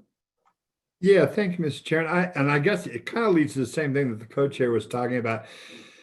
When I read the report, you know, once again, the private sector, you raise the deductible, your rate goes down. It didn't happen so much on the report I read from you all. And so, yeah, it kind of leads me to the same question. And I think it's all of us. You know, everybody wants to get for our employees, the state employees, the best possible plan we can get that we can afford as a state, where the taxpayers can afford to get. That we all want that. It's a question of how.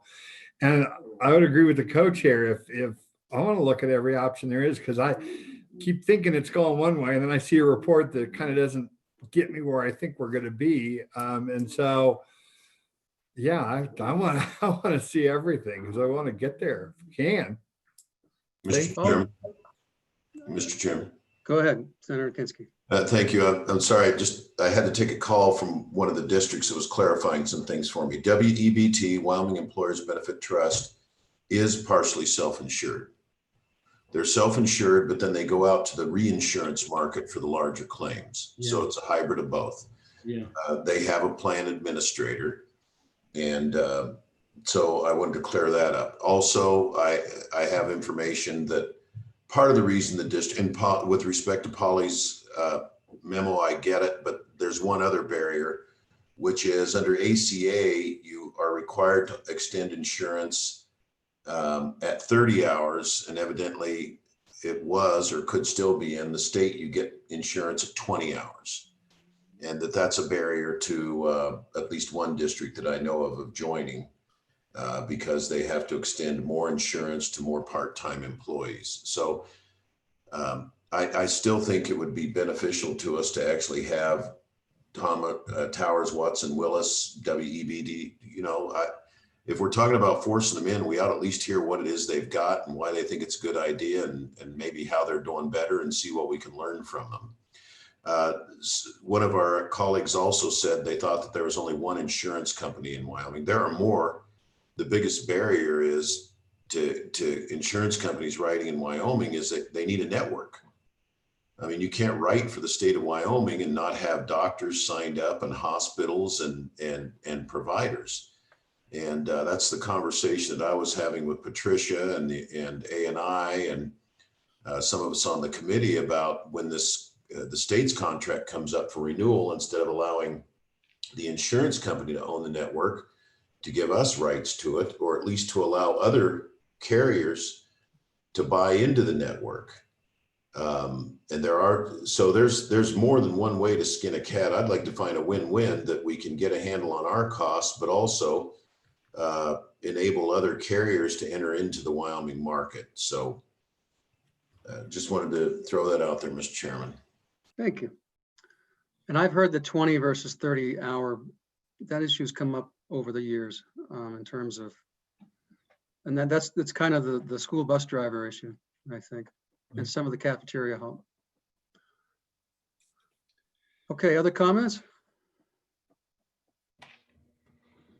All right, where do we go from here? Polly, I think you had your hand up, yeah? Yeah, I have a little bit more of a summary if I could continue. Sure.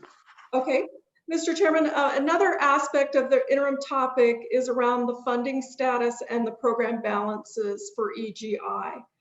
During the 2020 budget session, the JAC used a working group to learn more about EGI due to concerns that the plan was going negative in its claims account and needed informal loans from the state agency pool. And they're on page 2 of the white paper, page 4 of the white paper is EGI's reserve balance over the last 10 years. EGI has a reserve policy, which is an excellent practice. The policy is 1.5 months of claims. Based on projected claims for 2020, that would be $43 million. And accrual accounting standards would make that amount higher. And I'll go into more detail on that in a minute. EGI's reserve balance has been declining since 2016. And as a result of the low reserve, there's been recommendations to increase premiums. Moving on to the next page of the report, it shows the net position for, or the net worth for EGI, which has been declining and is at a negative 27.5 million at this time. The Department of Insurance is statutorily required to review EGI at least every 3 years. And Department of Insurance has been doing this. Their 2016 report indicated concern with the net position and encouraged discipline around rate setting. And also EGI's consulting actuaries concurred and had concerns and projected a net loss of 24.5 million for 2019. The more updated actuarial analysis is not available yet. It's anticipated it'll be here in about a week. But the picture painted by Department of Insurance and also the actuary has not included the carryover authority given to EGI in the budget bill. And I believe the members of the JAC will be very familiar with that. The separate carryover account is estimated by the state budget director to be 20 million at the end of this biennium after June 30th when they sweep through budgets and put the money in that account. And the Department of Insurance and the actuary are not aware of this carryover account based on the reports that they wrote and the contact that I had with them. They were aware of the loan provision that the budget bill gives EGI, which is a very beneficial provision, and it allows the program to avoid the cost of stop loss insurance. So from an actuarial or an accounting perspective, the program is without adequate reserves. But from a budget perspective, a larger cash balance does not mesh with the state's current fiscal condition. And the state budget director believes the program can be managed with less cash. And his position does align with the program manager's statement that 19 million is what's needed to keep from going negative on a cash basis. Just to describe the dichotomy between cash accounting and accrual accounting, cash accounting recognizes expenses and revenue at the time of receipt, and accrual accounting recognizes expenses and revenue when services are delivered rather than when payment is made. So the 43 million, which is 1.5 months of claim, would need to be higher on an accrual basis because the accrual accounting standards adjust the claims account downward for premiums paid in advance and also for claims in progress.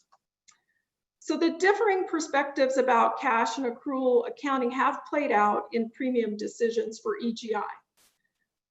Table 3 on page 6 of the report is a reprint from a presentation EGI gave to the Management Audit Committee in 2019. It shows differing recommendations for EGI coming from the program manager, the A&I director, the budget director, and then the final decision made by the governor. And it appears program officials were using an accrual accounting perspective, and others were making decisions based on a cash accounting perspective. You can see over the 4 years in the chart that there was one rate increase of 11.1%, and there was also a rate or a premium holiday in 2016. And the premium holiday was driven by concerns the reserve had gotten so high that there was a threat of federal recoupment for the amount the federal government contributes for health premiums for grant funded positions. Looking to recent outcomes, EGI let the JAC know during winter budget hearings that they were planning a mid-year rate increase. EGI has gone forward with this. And on the next page, you've got a graphic of the magnitude of the increase. In general, it's a 10% premium increase that's going to be effective in August, and it's on top of a 12% increase that was initiated in December of 2019. The increase ranges between about $40 to $118 per month, depending on the plan that's elected.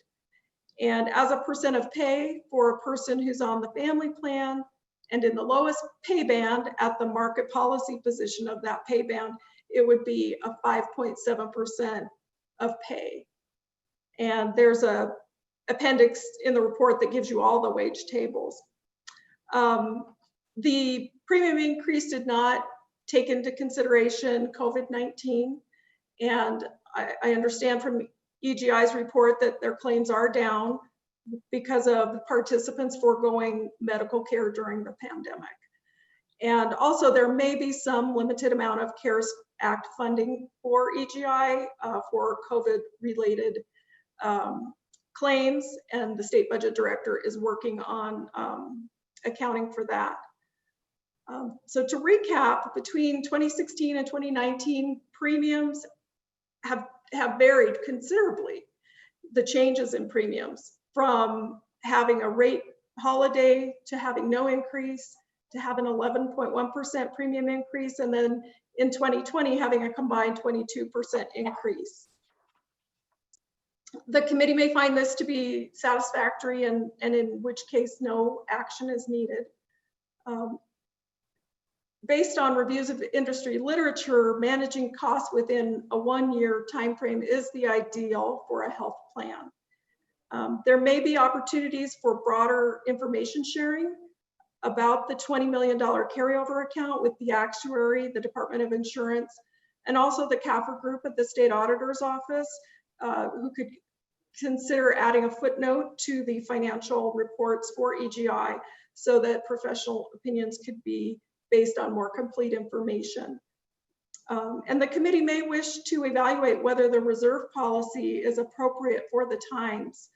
EGI may benefit from refining the reserve policy to establish an approach to avoid the need to have a premium holiday because of high reserves, and also reference the carryover account and establish an acceptable range of reserve that would be between the cash perspective and the accrual accounting standard perspective. And that concludes my summary. Co-chair. Thank you, Mr. Chairman. And very good job of putting this all together, Paul. I really appreciate that. And as I look at, whether it's cash or accrual, and I'm reminded of a story in my banking career, which was very limited, but on one hand, they wanted to borrow money on one and they were spending it on another. And I don't know why we wouldn't have one way or the other. And I knew this was going on, but this really points it out. And especially when you look at, we're all over the place and what we should do or not do. And that's just one observation, Mr. Chairman. And then the other one that's sort of surprising to me, if you look on page 7 and you look at the differences between like a $500 deductible for an employee single, there's a 44% that they're going to pay more, and you go up to the 2,000, it's just so close. But in the private sector, it's significant. And I don't know, that's probably because we're self-insured and the way we deal with it internally, I would guess, but that's interesting as well. And maybe there's some things we could do that. I would think in the private sector, the difference would be instead of $51, for a $500 deductible employee going up to 2,000, it might be more like, it'd be substantially different, I think. But the cash versus accrual ought to be something we sure should look at. And when you look at the decline in the cash position, I know we had a rate holiday and I understand that. Is there anything else significant other than we just didn't adjust quick enough to the cost? And that was probably about when Obamacare got going, I guess. Maybe that's what it was, but that's significant. I guess I didn't realize it was that steep that quickly. Thank you. Tricia, you want to jump in?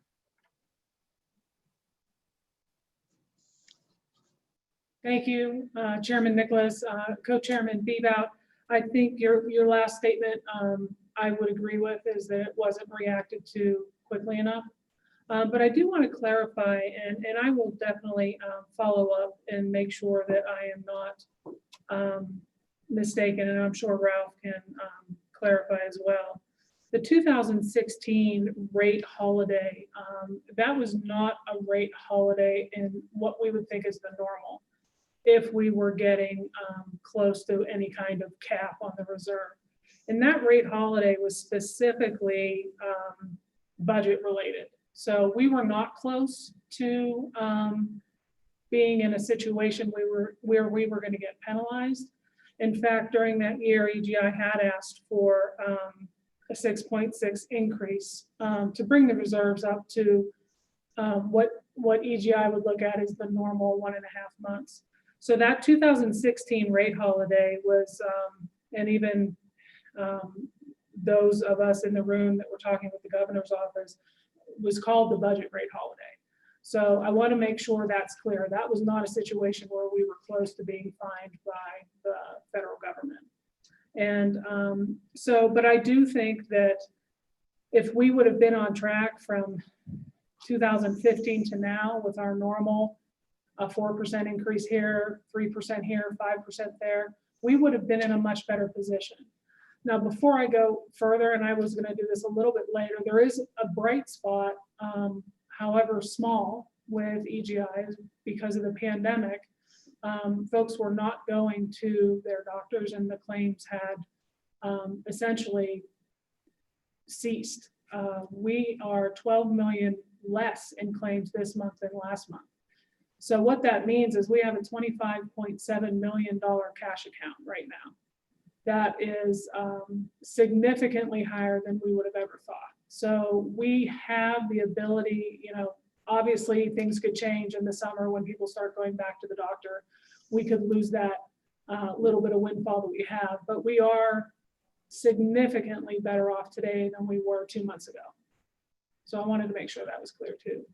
Was I able to answer that question? I think I got that, Co-Chairman Bebout. Well, yeah, Mr. Chairman, what about the cash versus accrual? I think that, Mr. Chairman, Co-Chairman Bebout, I think EGI would rather have it accrual. I think the auditor's office would rather have it accrual. There is having it as a cash account with the 19 million being where we needed to have so that we don't go negative. I understand that. However, when you look at all the majority of the other states that are self-funded, they're in the same boat we are. Their reserves are on par with best practice, which would be 1.5% of claims up to 3 months of claims, or 1.5 months of claims up to 3. So I think it's the folks that are in the accounting world, like the auditor, along with the budget office, they're the ones that understand the accounting, the accrual versus the cash. Personally, I think accrual makes more sense. However, I can see why you would want to have it less with a cash balance, because we are a state. I understand the argument, if we got rid of EGI altogether and there was no more insurance, we would have to come up with those payments. We wouldn't just basically go bankrupt at that time. So I understand both arguments. I personally like the accrual better, where you could have a lower, maybe 1.5 months of claims on the accrual basis, which essentially would be the same if you had it with cash with 2 months. That's kind of how I have it in my head, but I think that's something that we could have a discussion about. Tricia, could you explain the $20 million surplus or the carryover, just so we all understand that? I'm sorry, Chairman Nicholas, the $27.5 million or $25.7 million in our cash account right now. What happened is prior to the COVID-19 pandemic, we were basically on track with what we had discussed at the multiple other JAC discussions. However, the dynamic in the pandemic is that luckily Wyoming did not end up with some of the same problems you had in New York City, for example. So we had a lot of things pretty much shut down. We had the employees teleworking. Many doctors' offices were not accepting patients except on an emergency basis. A lot of the surgery centers were not doing elective procedures. We have some people that were concerned about going to a doctor. This is all over the country. So they stopped going to the doctors. Basically, claims shut down for 2 months, and we have the benefit of that right now. That doesn't mean that in July, August, and September, they don't all just go back and then we're in the same boat that we were in. So that's happening all over the country with all insurances right now with the doctor's offices. We're slowly starting to come back where people are starting to go back to their doctors. And we'll see what happens in July, August, September, but we're about a month behind. So we're looking at the claims now from April, May, and they're significantly lower because people aren't going to the doctors. Now that creates a problem if you have a chronic condition and you should be going to the doctor and you have not been going, and now you're going to end up in the hospital because you have not been going to the doctor. So those are the things that we have to see what happens in the next 6 months to see what the pandemic actually did with the EGI program. But all of the insurance companies across the country are seeing the same phenomenon. So you have a rate increase that's coming on the 1st of August. Correct. You've got 27 in the bank. What's your forecast of any other actions that we need to take just to make sure that we're sound for the next fiscal year? And I had this discussion, and I had it with Ralph earlier. The way that I see it going is the 10% that happens for the July payroll in August continues to go through. We see what happens in the fall. I'm hopeful that we keep part of this surplus, as you called it, and we can go into the January changes for EGI without a rate increase, but changing the deductibles like we had talked about. So doing the exact same plan change, going to a copay, raising the deductibles. The reason you can't do that in the summer in a mid-year rate increase is people have already worked their deductible. So that's why we had the plan change in January. So you don't end up in a situation where I met my deductible, but in August now I have a new deductible. So that happens in January. Ideally, that would be the situation that we feel that if we were able to hold on to that, along with what is decided to do with the money that is at the auditor's office. And I believe I heard that the budget department has estimated that to be about 20 million. In the past, that money had to go towards premiums, so without having to be paid back with interest. That has changed as well. So realistically, you could have a situation where we utilize that 20 million, put it in the account, or leave some of it in the auditor's office, put it in the EGI account, and we're in a much better position. Whether that is something that would happen or not, I'm not sure. I mean, given where we are right now with the budget, that's certainly a discussion we would have to have. I don't think it would be a situation where I would just call up the auditor's office and say, hey, we need that money put in the EGI account. That's something that was not contemplated originally, but now that has changed a little bit with the legislation from last session. So in summary, I'm hopeful that the January comes and we don't have to do an increase. We can do the plan changes, significant plan changes that are going to save the plan, but we don't have to do an increase. And we can slowly see what's happening with the pandemic numbers, because we could have an increase in the fall with COVID-19, and that could change everything as well. Co-Chair. Thank you, Mr. Chairman. So what about the discussion? You know, we've talked about more people going into the state plan. From what I'm hearing, that may not be a very good idea and cost effective. But if you were going to look at other ways to have the state, if we went outside and looked at some different opportunities or situations, if we did that, when would be the time to do that? Chairman Nicholas, Co-Chairman Bebout, to your first question on the school districts and counties being able to come onto the plan, and the reason it's difficult to figure out if that's going to be a cost saving or not, you would assume that it would be cost saving, more people in the plan. When Natrona County came on, that was one of our rate holidays. So what happened is there was an influx of cash and not a lot of claims, so we had to do a rate holiday after that. So if not knowing the claims that they have, it's very difficult to figure out if this is going to be beneficial or not. Generally speaking, it will probably help the plan, but maybe not as much as we would hope. It could be an even or a slightly better situation for EGI. I think Ralph could probably talk a little more about that specifically. And then going to the other questions on, and I think that would be more of the regular insurance route. I think that when Ralph comes up to the table, I'd have him address that as well, because I don't know if that's something that's been looked at in the past or not. And I'm sorry, I don't have that answer for you, but I can get it. Well, thank you for that.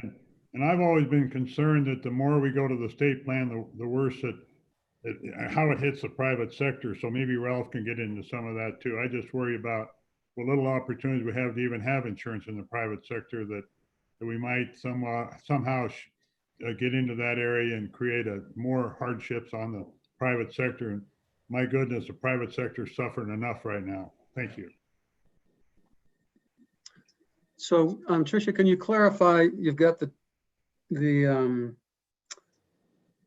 25 million, I believe, 25.7 in your cash account.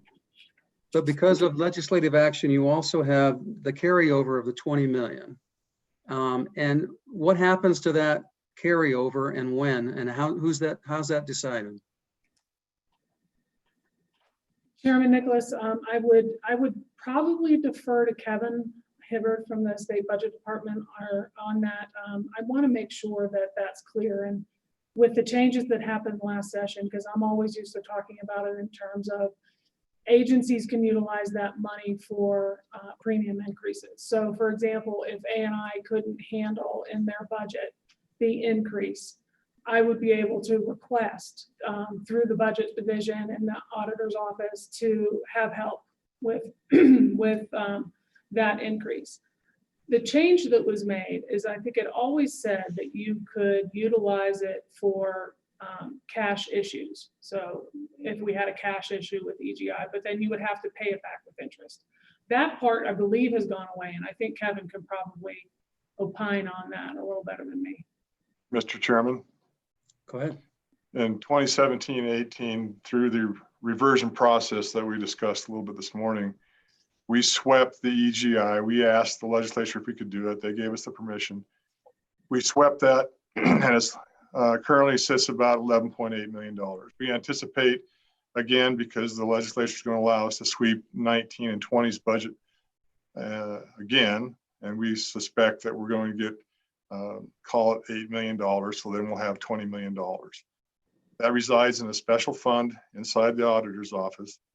And we will use that, as Director Bach has spoke, that when an agency does not have the funding necessary in general funds to meet the benefit increase, then we'll parcel that out to those agencies upon request. We've had agencies already ask for some of that money. We showed them their vacancy savings and showed that they did not need to have that yet. So we have not parceled out any of that. In the previous bill, it was loan with interest, and now it's loan without interest. Largely, you've heard our status on what the interest earnings are for the state of Wyoming. So now we could loan that out. We do not want to do a cash transfer, because then we'll miss out on the ability to build a special revenue and the federal share. And I provided a pretty lengthy testimony a couple of years, and Senator Kinski had asked me to explain that in detail. But we do want to do it through the rate so that we can leverage that money for the special and the federal fund sources. Basically now 60% represents what the general fund share would be. We get another 40% upon a rate increase into the EGI pool, doing it in that process fashion.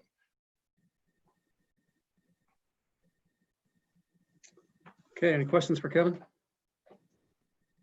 Representative Summers. Mr. Chairman, I don't have a question for Kevin, but I just would ask Tricia. I'm going to go back to on the cost side. If I could get just a little, I don't need it now, but just give me some information on how you're handling the cost side, because it's not that I've heard this from school districts. I've heard it from other people. So I'm really interested in how we are trying to contain our costs. Chairman Nicholas, Representative Summers, I will forward that over to all the members in the JAC if that's appropriate. The same cost information we sent over to the governor's office. Okay, further questions for Tricia or Polly or Kevin?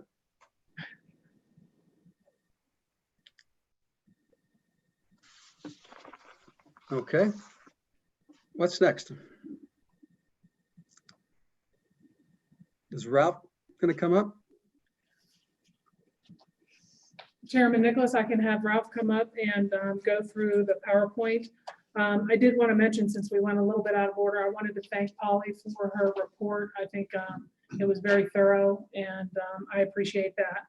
I'm also here, Russ Noel, Deputy Director's in the room, Erin Williams with the Human Resource Division, she's the new administrator, and obviously Ralph Hayes. We're here to discuss, obviously, EGI, but also some of the CARES Act funding with regard to employee leave and hazard pay.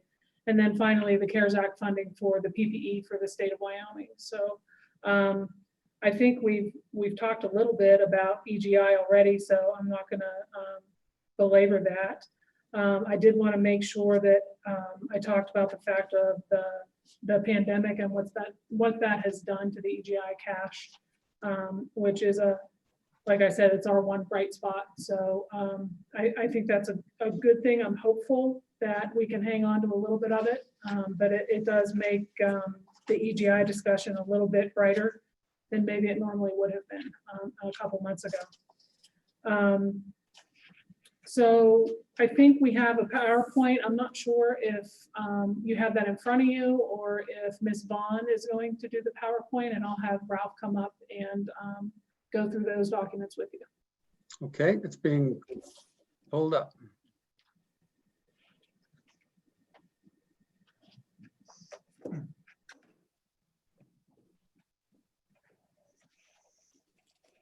Good afternoon, members of the committee. Mr. Chairman, my name is Ralph Hayes. I'm the manager of the Employees and Officials Group Insurance Program. I'll go through this very quickly because we've already talked about some of these issues, but if you have any questions as we go through this, please let me know. On page 2, you see this is basically Something was already provided to you by Polly. Remember that the state employees is 42.7% of the total enrollment in this particular program. So the state is now a minority as far as total enrollment. On page 3, we talk about the COVID-19. Let's face it, it's a very unusual situation we're faced with, which has given us basically a windfall of additional cash. Because of the restrictions and fear, people have been putting off care. Doctors' offices have closed, medical providers have canceled procedures, and so it's just been literally urgent and emergent care that has been taking place. Give you an example, our dental offices across the state almost totally shut down. So we had roughly on a given month about $1.1 million in dental care. In the month of April, we had roughly 280,000. So basically 3/4 of the care did not happen.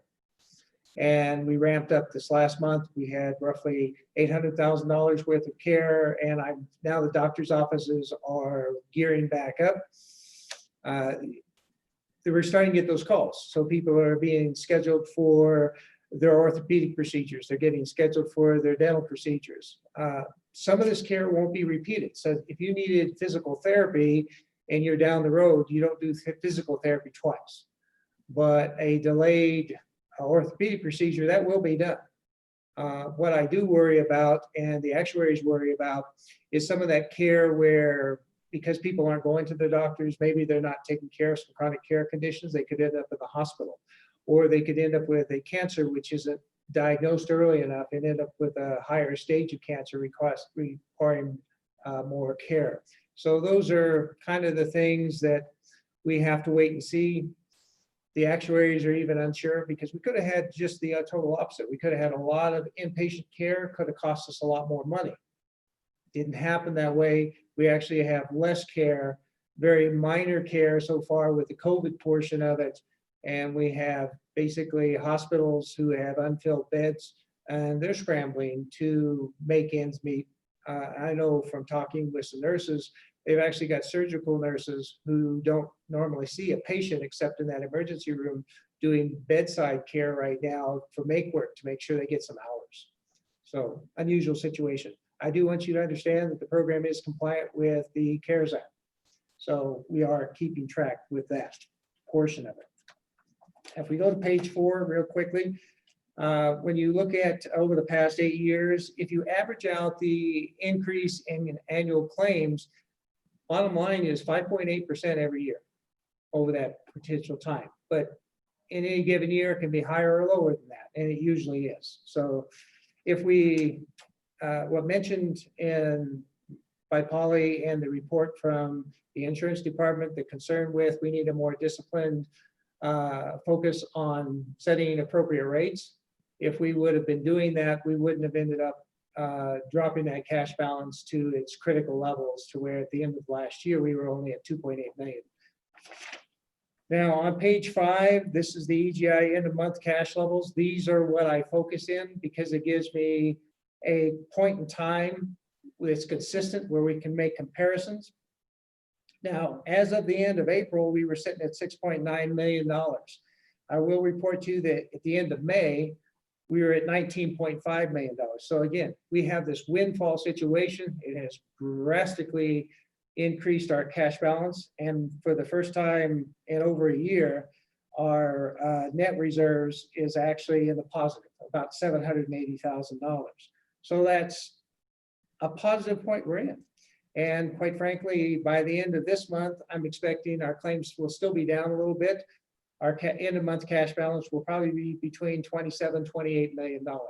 So it's positive for right now, but again, it helps our position, but it doesn't cure what ultimately is going to be our medical utilization going forward once things get back to a more normal basis. Skip by page 6, that was just a graph of that information. On page 7, I want to report that per the January JAC discussion, a 10% rate increase is already in place. We're in open enrollment currently. The employer contributions were reduced from 85% to 82%, so that is moving forward. Page 8, January benefit recommendation. We're working on that. The actuaries have not got us the report that reports that savings, but we're moving ahead with those recommendations right now. And that will be part of the ultimate recommendation for January, which we'll have soon. Which is what page 9 goes through.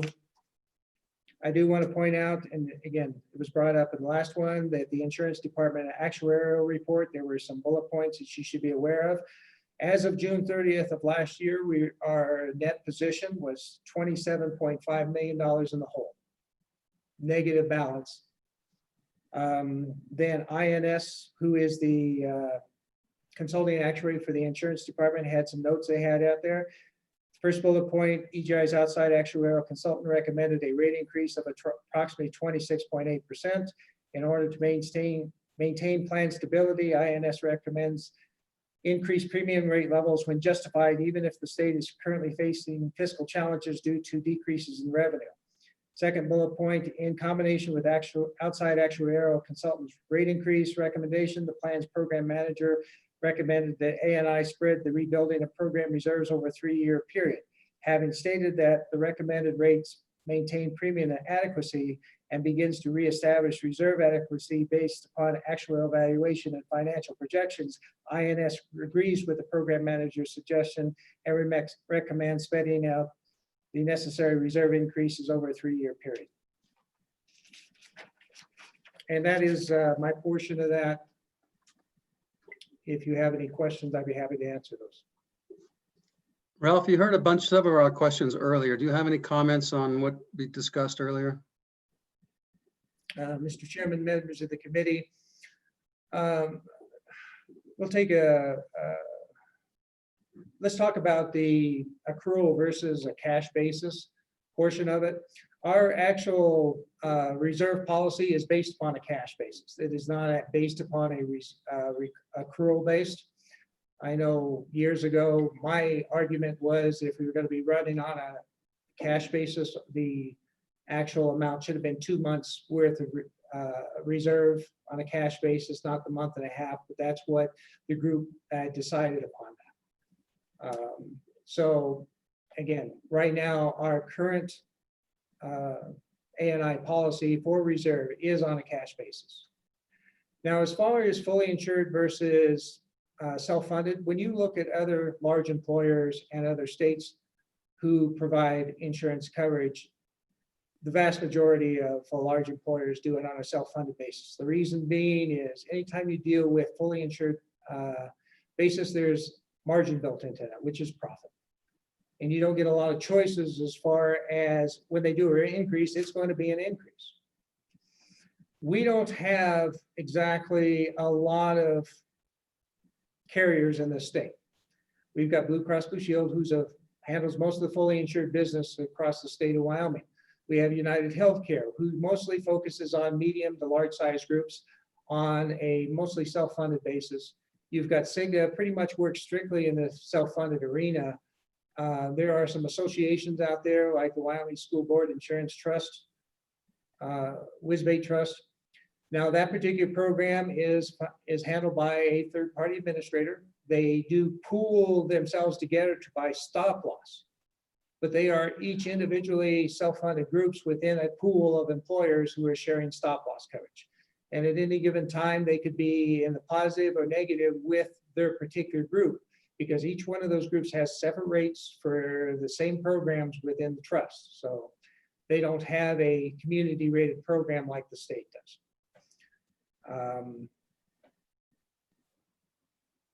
Those are the ones I can think of. If you have a question direct, I can help you out with that. Okay, questions for Ralph?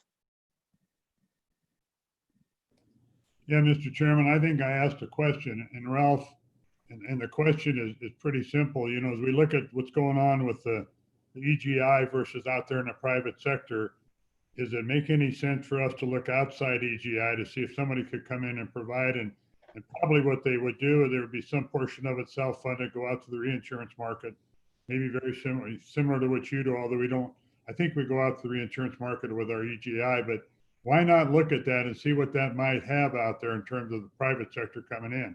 what does it hurt to analyze it and see what they might offer?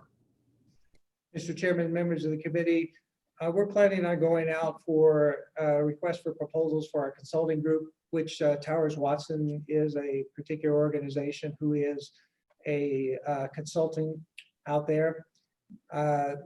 We'd be happy to, as far as part of that process, include, a desire to explore those other ones and see what they bring to the table on that particular area.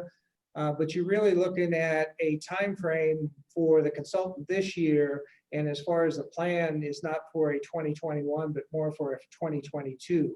But yes, I think that is something that we can absolutely work with and come back to the committee as a whole and have a consultant come in and discuss these options with the group and the history associated with it, the costs and the benefits. So absolutely something we can do. So two other questions, Ralph. One is, in your perspective and for being involved, if we increase the groups, if we made it mandatory for school districts to go into the plan, what impact would that have on the plan and on the premium costs? That's my first question.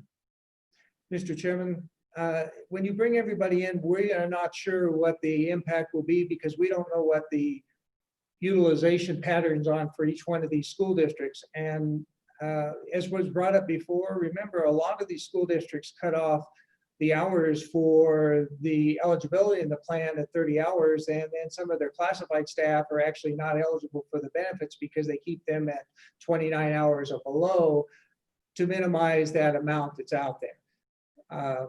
And you have other school districts who definitely want that eligibility down to 20 hours, and Trona County School District is one of them because they utilize the insurance benefits to maintain those classified staff who normally wouldn't be otherwise eligible for insurance. Now, when we go into August of this year, one of the things we have put into place that for new employees hired on or after August 1st, full-time employees will be considered to be 30 or more hours per month, per week. And you add that up, and that's the eligibility rule. They get the full employer contribution.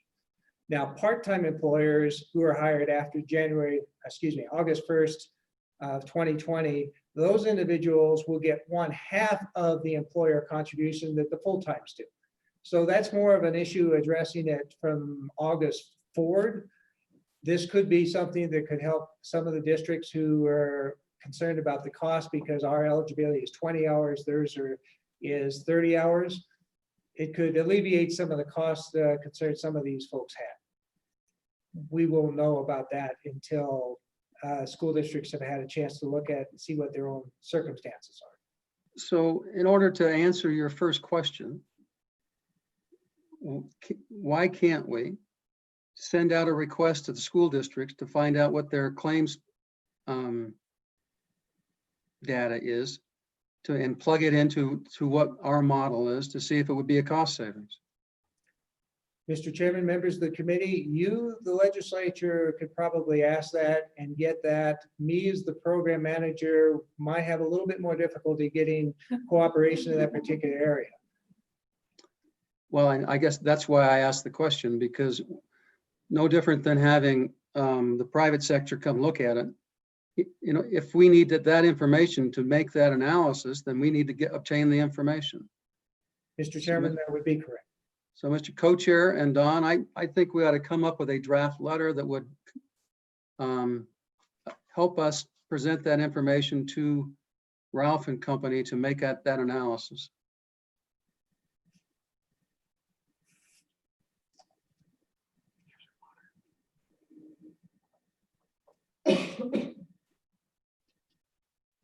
Okay, any other questions for Ralph? Representative Larson. Thank you again, Mr. Chairman. Ralph, during our pre-session and session discussions on this serious situation that we found ourselves in, there was some talk about going on the employer contribution from 85 down to 80. Then we realized, if my memory serves me correct, they had to do an immediate rate increase and then was planning for another increase, and it was determined that maybe that was going to be too much at one time, and we settled in at the 82%. So my question is 80% the end goal, or did I just dream that 80% was where we were trying to get to? And if 80% employer contribution is still the goal, when would you anticipate doing that? Mr. Chairman, members of the committee, I didn't understand there was a goal to get to 80%. I understanding that we were setting it at the 82% because this is a significant change. Plus, we're following up immediately in January with some benefit reductions. So I would say that in the future, if that's something that the state wishes to entertain, it can definitely continue to be explored. So, Mr. Chairman, if I may, do you have it? I don't want to make it too difficult, but is there a way to determine what those savings would be back to the general fund if we were at 80% rather than 82? An 80-20 plan is unbelievably generous still, and I think that most of us outside the public sector would be thrilled at such a generous plan. So I'd just be curious if that's not too much trouble to see what that would look like, Ralph. Mr. Chairman, members of the committee, when we have our updated actuarial figures, and I think that is absolutely something we can incorporate and have those numbers available. Thank you. So just to follow up on that, if we follow that 5.8% that chart that was there, and then if you look at the rate increases that we just had that are coming, and then the changes in January, do you have any, what are your projections on the solvency and also just the overall character of the fund going forward based upon your past experience? Mr. Chairman, members of the committee, we have not been disciplined in our rate setting. We have right now, if we would have been, prior to putting in the 10%, we were facing a significant deficit in this particular year. The 10% was going to break us about even. The thing about it is we really don't know what's going to happen next year. So right now with the 10%, I think we're on keel for an even basis as of this year, and maybe a little bit ahead because of COVID. I think we're not in a bad situation, but we're not in a great situation either. So right now we're in the initial stages, and what I would see is a recovery period and getting the program back on a firm financial footing. Because remember, we have other entities who are part of this program too, and individuals, retirees, COBRA people who are impacted by this and having mid-year increases. Normally we work where our increases and changes on a January basis, because when you go out to Medicare individuals and individuals who maybe have an opportunity to buy coverage through the healthcare exchange, those individuals' open enrollment is in the fall. So when we do a mid-year rate increase, there's really no place for those folks to go. If we get back to a disciplined basis and we do our rate increases in the fall for a January 1st effective date, these individuals can better analyze their situations and make choices appropriately. Representative Summers. Mr. Chairman, thank you. And if we do an 80-20 analysis, I assume we would also do the impact to the employee analysis as well. Yes. Obviously, I'd like to see that as well as the benefit to the state. It'd be the opposite. What is the burden we put on employees? Mr. Chairman, members of the committee, that's always part of the analysis. All right. Other questions for Ralph? Okay, thank you. Appreciate it very much. Now we're gonna, let's see, where are we? So we're in this to 2.5 hours. You want to keep going, folks, or you want to take a short break? take a break. Okay, we'll take a quick break. It's 3:30, so let's be back at 3:40. 8 minutes. And then we'll go into the CARES Act data. Is that right, Tricia? Yes, sir. All right, thank you.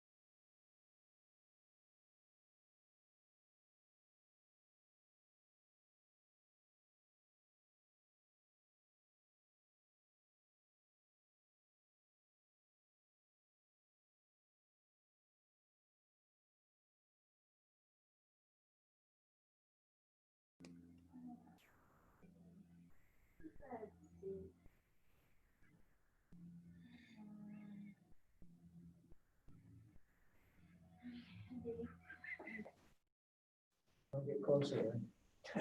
Howdy.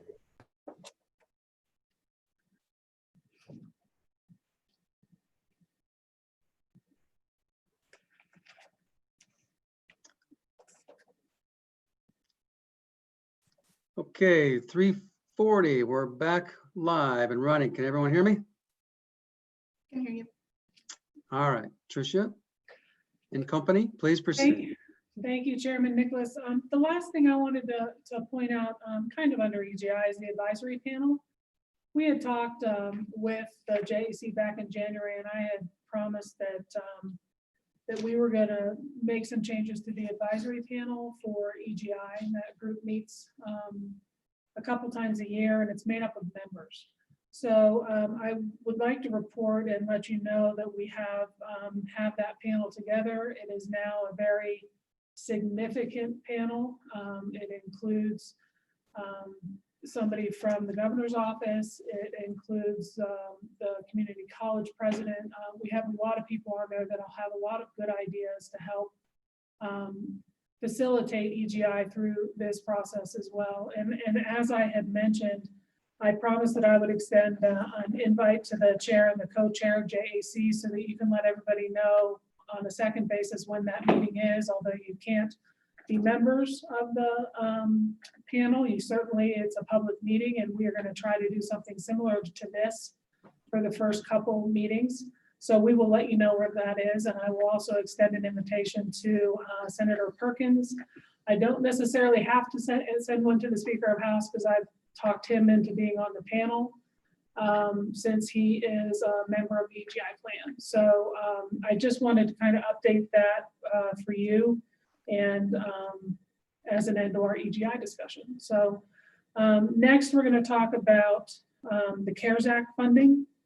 And that goes to our PowerPoint page 11, and I'll introduce Erin Williams, who's the HRB administrator, and she'll be able to go through that information. And finally, I can talk on after that for PPE. So it should be fairly quick, and hopefully we can get you back on track. Great. Welcome, Erin. Welcome, Chairman Nicholas, members of the Joint Appropriations Committee. As Director Bach mentioned, I'm Erin Williams, ANI Human Resources Division Administrator.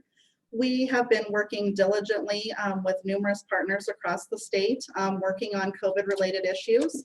We began mid-March collaborating with the governor's office, rolling out immediately an emergency telework policy, as well as an emergency leave policy to be able to ensure that we could, keep our state employees safe, while at the same time ensuring that we didn't have to close down any aspect of state government. Along with that work, we were hearing about the CARES Act dollars and not knowing at that time what would be reimbursable and not. We decided to work with the state auditor's office and proactively start coding any COVID admin leave so that we could track loss of work for the state. We also tracked employees who were working predominantly on COVID-related policies, procedures, functions that had solely taken them away from their day-to-day job and became COVID-related. And we also started tracking any overtime, hazard pay, those sorts of things that agencies were working on providing. Since March of 2020, as of last night, we had 907 employees who had requested some sort of COVID admin leave. This detailed anywhere between admin leave for those who had tested positive, those who had been exposed or possibly were symptomatic and we did not want them in the facilities. They were awaiting test results, possibly quarantine, or the big issue was a lot of parents were having to stay home and work with their children while they were homeschooling. So we worked with the agencies as much as possible to ensure that that leave was there for those employees when needed. But we really tried to have as many of those employees telework as possible so that we could reduce the downtime that agencies were experiencing. So a lot of employees requested the leave, but they weren't fully off of work unless they were sick. They were doing some sort of combination of the admin leave and the telework as much as possible. With that, we are able to run monthly reports out of the state auditor's office to give us a true cost of what that leave, what the work time, and what the hazard pay or overtime look like. We're currently tracking that. What you can see on page 13 is kind of that was our beginning month. So we had what the leave dollars had cost the state, what the work dollars for those working on COVID funds were, as well as the B time is overtime dollars for employees that are exempt, employees that were working, you know, quite a bit more hours than is typically required of those at-will employees. The estimate for the hazard pay, we had a committee that worked together to create an emergency hazard pay policy. And that is kind of what they had estimated at the time, the few agencies who are going to hop on immediately what that would look like. We do have actual numbers for March and April that we're working with the budget office and the governor's office to provide them those monthly reports. We have put it into the budget division's CARES Act reimbursement. You know, we let agencies know that if they couldn't fund that within their agency at the time, to not give hazard pay and some of those additional things because we didn't have any anticipation of being reimbursed for that. So we will continue to provide those updated numbers to the budget division and the governor's office, and we're providing those for every state agency. What's the definition of hazard pay and how you qualify? We have a policy, and I would be glad to share that with you guys. We created a policy with sideboards and parameters per the direction of the governor's office. We broke it down into a couple components, whether there was indirect exposure or direct exposure, and a percentage of time that those employees are involved in functions that could increase their risk of exposure to COVID. And I would be glad to send that policy out to the members of the committee. Representative Larson? I may have misunderstood, Mr. Chairman. I may have misunderstood. I thought I heard you say that if they were working in a hazardous condition, but the agency didn't have funds to pay hazardous pay, they weren't to pay hazardous pay. Did I misunderstand that?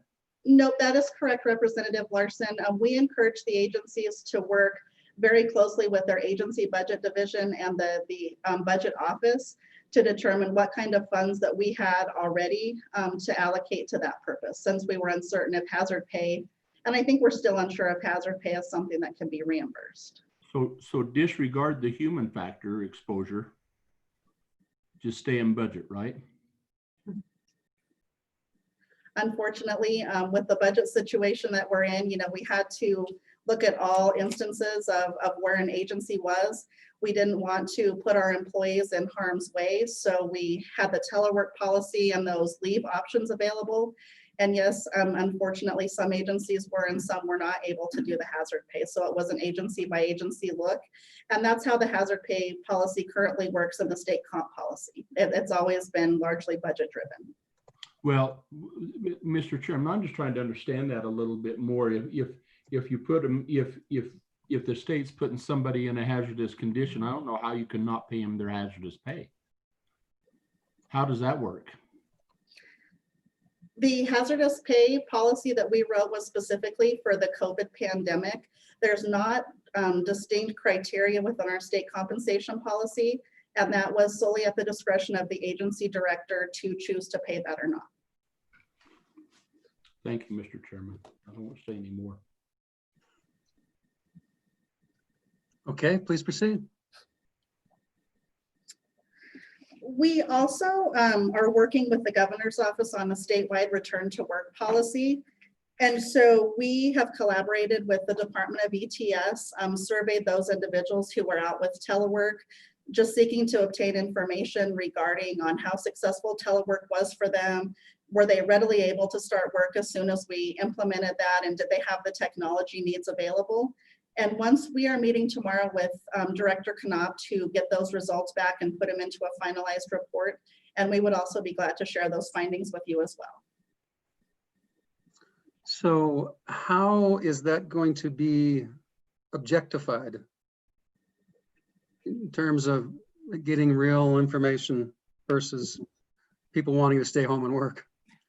Absolutely. We tailored our questionnaire to not only state employees, but managers, administrators, directors as well.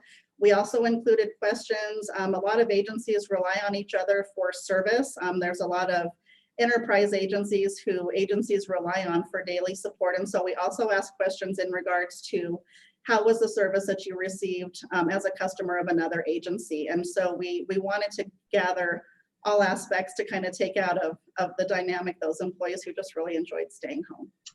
And well, and I think logic is that there's a honeymoon period when you work at home and you get the work done. And then as you get, particularly if you have kids at home, or you start looking out the window more often as the weeks go by. But I'm just curious how you catch that. Yeah, we asked a lot of questions on a 4-point scale ranging from satisfied to unsatisfied. We also had a lot of narrative boxes to kind of determine if somebody was really struggling with the telework. Was it because they didn't have access to their supervisor, their team, the technology they needed? So there's a lot of anecdotal narrative in there too of where the struggles and the problems came from, or also what seemed to work really well. We did have a lot of information from directors and supervisors that we were really shocked to see that they actually felt their employees' productivity actually increased with the deliverables they were receiving. And so that was kind of eye-opening to us. We weren't sure, we thought maybe the employees would say I did really well and I was more productive, but we were curious what the customers, the managers and the agency directors felt. And they also felt in a lot of instances, meetings are more productive, people are being more efficient with their time, and actually the deliverables increased. So that was pretty eye-opening for us. Okay, please proceed. That's all I have, unless anybody has any further questions. Any further questions? Representative Summers. Mr. Chairman, this goes back really to, and it's probably for Director Bach, a question I had earlier, and it was stated that maybe I should visit about HR. So it really has to do if we have lots of layoffs. In other words, if during our budget cuts, we lay off a lot of state employees, how are you as HR managers, how do you handle that? How do you try to help provide resources to employees that perhaps will be laid off? And are there any COVID dollars that can help with, unemployment insurance, other things that might allay some of those issues? Is there a plan, is my question. There is a plan. We actually have formed a committee with the governor's office. We have representatives from the state retirement department as well as the workforce services. We are going to have every option on the table. We have our first meeting with this committee starting on Friday. And so we're looking at any option we can, whether there's care dollars available, whether we can assist those employees on the front end with unemployment insurance. And so there is a committee put together that our first meeting is Friday. Has there been any discussions about an early retirement program? Chairman Nicholas, thank you. There has been preliminary discussions, and really, I will say the discussion was between the director of A&I and the director of retirement, just trying to get a handle on his thoughts and what's happened in the past. So that's the extent. Generally speaking, and I certainly am not speaking for retirement, is that it's a complex problem, and I think that's why we're going to have the discussions on Friday on whether early retirement works and in which situations does it work. And so I think that that's part of the general discussion on Friday as well. Yeah, I can recall at least once or two times where it's happened in the past, and going through and having that discussion and making sure that the plan that's submitted is cost effective and has a value. So I know we've done it before. But Chairman Nicholas, yes, and it has been done before. And I think on the Friday meeting, we have the right people in the room to make sure if that is an option, that it's an option that actually saves the state money, rather than have a situation where you have retirements and then you actually have to fill that back up because it's your CFO who retired. That's where the problem is. So that's the discussions, and I think the right people are in the room for that discussion on Friday. Okay. Further questions? Representative Larson. Thank you again, Mr. Chairman. Director Bach, when we talked about the overtime, did everyone that qualified for overtime get paid overtime, or was that budget driven as well? Chairman Nicholas, Representative Larson, anybody who had overtime was paid overtime. And I'm going to clarify maybe one thing in the discussion about the hazard pay. Hazard pay is agency driven. So it's agency and agency's budget driven. So when we originally talked about hazard pay, we cautioned the agencies this, make sure the people that you want to give hazard pay are the ones that are actually in harm's way. So you want to have hazard pay, and I will give an example of my office and my agency with the custodians. They were charged with going in and making sure if there was a presumptive positive or if there was a positive, they were charged with going in and doing the CDC recommendations. And I said that's hazard pay. So when you talk with the Department of Health, and I had a conversation with Director Ceballos this morning about hazard pay, because we are looking at generally ending the COVID hazard pay as of June, because one, we have a budget issue, and two, because we are seeing, at least in the government buildings, less of an issue. However, health is different, and health has the public health nursing. They are the ones that are on the front lines. Be assured that they are the ones, and Mike and Director Ceballos is dealing with hazard pay with those issues. So sometimes when we say hazard pay, we don't think about the fact that a lot of the employees who aren't able to telework, but they have to come in, felt like they should have hazard pay. They were not in a hazardous situation except for sitting at their desk while other people were able to telework. So that's, I think, where some of the agencies that did not give hazard pay and is essentially because they were not in harm's way. I will charge, and I think Aaron would probably agree with me, that anybody who was in a hazardous situation got hazard pay. That doesn't mean that my trades guys who are out on a lawnmower, because they can't have the ability to telework, they actually have to be in to work. That is not a hazard pay situation. So there was a little bit of a miscommunication with some of the employees thinking just because they had to come into work that maybe they should be getting hazard pay because they're at work. So, Representative Larson. Mr. Chairman, I would just follow up, and I appreciate that, but the way I heard it expressed to us in previously was that hazardous pay may not have been given to people who are in hazardous conditions if the budget didn't warrant it. It didn't talk about whether the actual work was hazardous or not. I took from what was said that you had guidelines to define what hazardous conditions were, and that there was the potential that the agencies could indeed be having employees work in those hazardous conditions, but not compensating them because they didn't have the budget to do it. Now, if I understood that in error, that's great, but that's the way I heard it. And Representative Larson, I did misrepresent that. We did work very diligently with the committee and the agencies. Some agencies, we had a range of hazard pay that they could offer, and so they did have to make those tough decisions of who was direct and indirect, and that was where the budget conversation came in. One of the things that I do want to also point out is hazard pay in the current compensation policy looks differently than it did in previous compensation policies. In 2015, we implemented the Hay classification job methodology. There is a component in those guide charts where hazard pay is taken into consideration for all employees who report to work every day and are in hazardous situations. That is reflected in their classification as well as their salaries that they're paid, their respective pay table. And that also is very different than what that looked like prior to 2015. Those employees are getting that hazard pay built in by the nature of those types of positions they perform. Thank you, Mr. Chairman.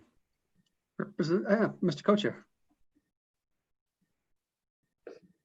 Thank you, Mr. Chairman. Just listening to the discussion, and they're going to start to do some work and looking at the retirement plans as a tool for us possibly. And I do remember previous attempts, some that succeeded, maybe not, didn't work out the way we want them. Maybe what we ought to do, Mr. Co-Chair, is have a couple members of the JAC. It's probably Zoom in and participate. And I think I'm trying to remember who's from the Senate is on the retirement board. It might be Senator Kinski, and I know you've been on there, but I'm not sure who is from the House. But just a thought, if we're going to do this and early retirement's part of it, we ought to be there on the discussion from the front end if we have the time for whoever it might be and if we have the budget. Well, I think that Representative Swartz would be happy to participate. And I thought Senator Kinski nodded his head too, that he. Well, that smile is a yes. Is that a yes there, Senator? Mr. Chairman, it's my policy never to refuse you.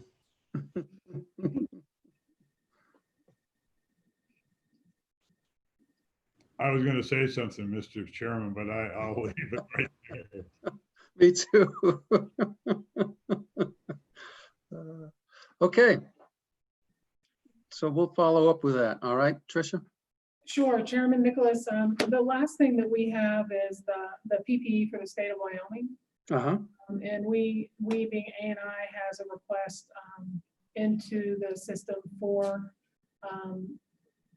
CARES Act funding for PPE, so masks, all of the things that we've been talking about for 2 months, including filters for $2 million, possibly, up to a certain amount, depending on what happens with the evaluations that we're doing right now, the buildings and the lease space. So right now, ANI, along with OSHA and the Department of Health, are evaluating state-owned buildings and lease space for bringing employees back in and making sure that there's 6 feet apart from each other. So there are some things that could come up in those evaluations. Some things have already come up with filters and different types of filters.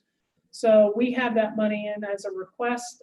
It is currently through the process, and then we will be able to have a stockpile of supplies to distribute to all the agencies when the employees come back. That's an example of like sanitizing stations in so many areas.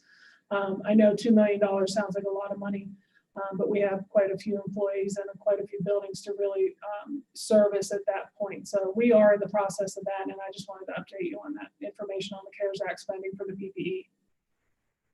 Any further questions on that? Okay.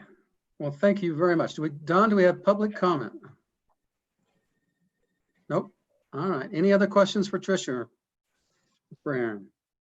Well, thank you very much for your presentation, and we look forward to working with you in the future.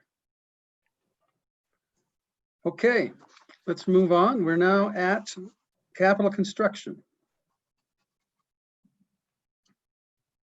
And we're going to have Don, you're going to do the introduction. Yes, Mr. Chairman, good afternoon, members of the committee. I have maybe a 5-minute introduction just to recall the status of the last several months.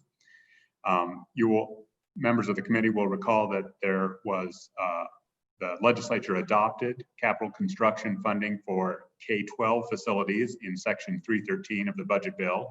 You also adopted general fund support for state higher education and K-12 major maintenance funding. K-12 was paid for by the school capital construction fund.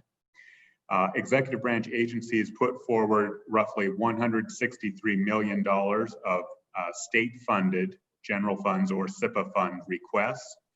And at the time, back in November, the governor recommended $131 million. The Joint Appropriations Committee came to an agreement on a Senate file, which appropriated $98 million of SIPA funds.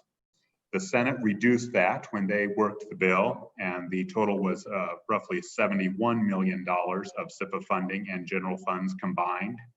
And the House then adopted a substitute bill, which appropriated $117 million.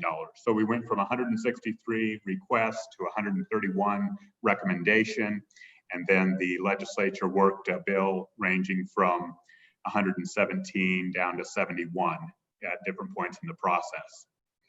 I would also refer that the general fund balance is currently negative on the profile, as we discussed this morning. However, there is $169 million of SIPA funds, which would be available for appropriation or reappropriation for either major maintenance, capital construction, or other projects that the legislature saw fit. The governor has now submitted new priorities, which are categorized in 5 ways. Level 1, level 2, that means reconnaissance studies. State-funded level 3, that means state-funded capital construction, such as the Women's Center or completion of the Wyoming Life Resource Center at Lander State Hospital in Evanston. The third category is community college construction projects. The fourth category is University of Wyoming. And the fifth category, which I'll spend a little bit of time on, are authority only. And these are federal funds or special revenue funds that do technically, although this has never happened before, it technically does not require the legislature to appropriate the funds. So for example, you'll recall there was a project of about $17 million for a National Guard armory maintenance shop in north central Wyoming.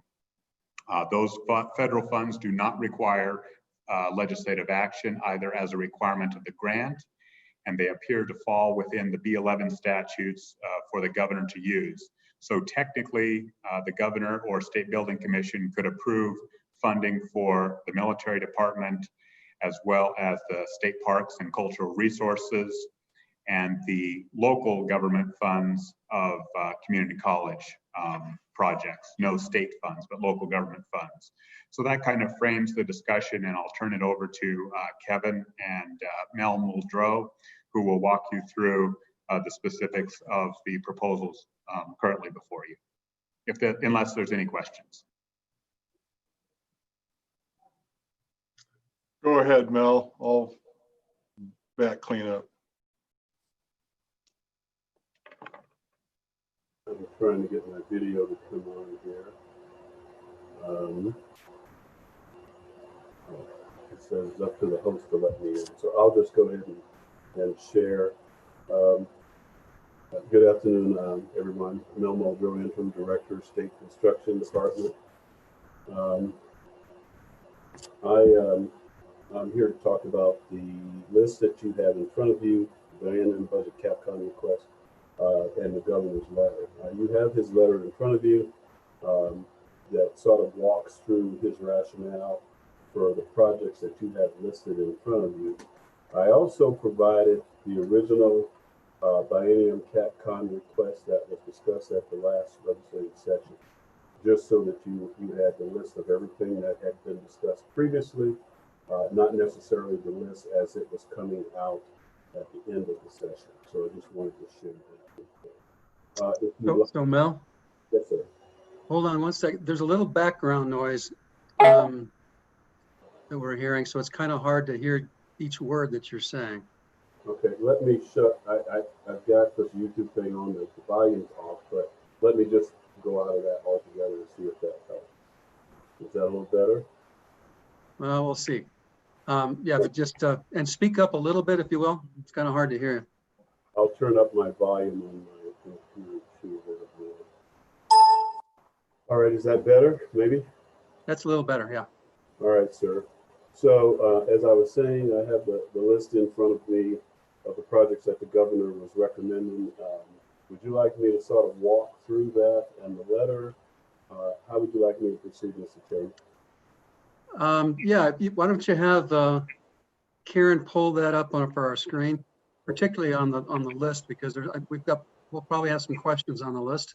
All right, sir.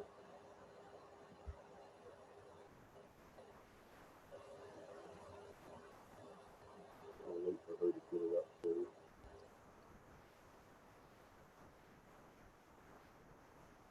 You can go ahead and start discussing the letter while we're waiting for it. Here we go. Okay. In the governor's letter, the governor talks about a number of things where he talks about that the projects are currently be needed and without action, expenses could escalate or completion may be further delayed. I believe that the intent is to see what was within the project list that we could move forward with. Within his letter, he talks about considering how we can stimulate the economy, keep the people working. Those plan to incorporate efforts to maintain state employees who work in every state, community, and capital construction. Those projects are especially valuable as we do not need to use general funds. So as you can see, most of the items in there that are talking about general funds or some of the, I don't want to use the term smaller, but they surely are not the large dollar projects which have the matching funds for community colleges. As I walk, so with that, if I could, let me just sort of move on to the list, because I think that the way he's got it written out here, the list would be easier to follow.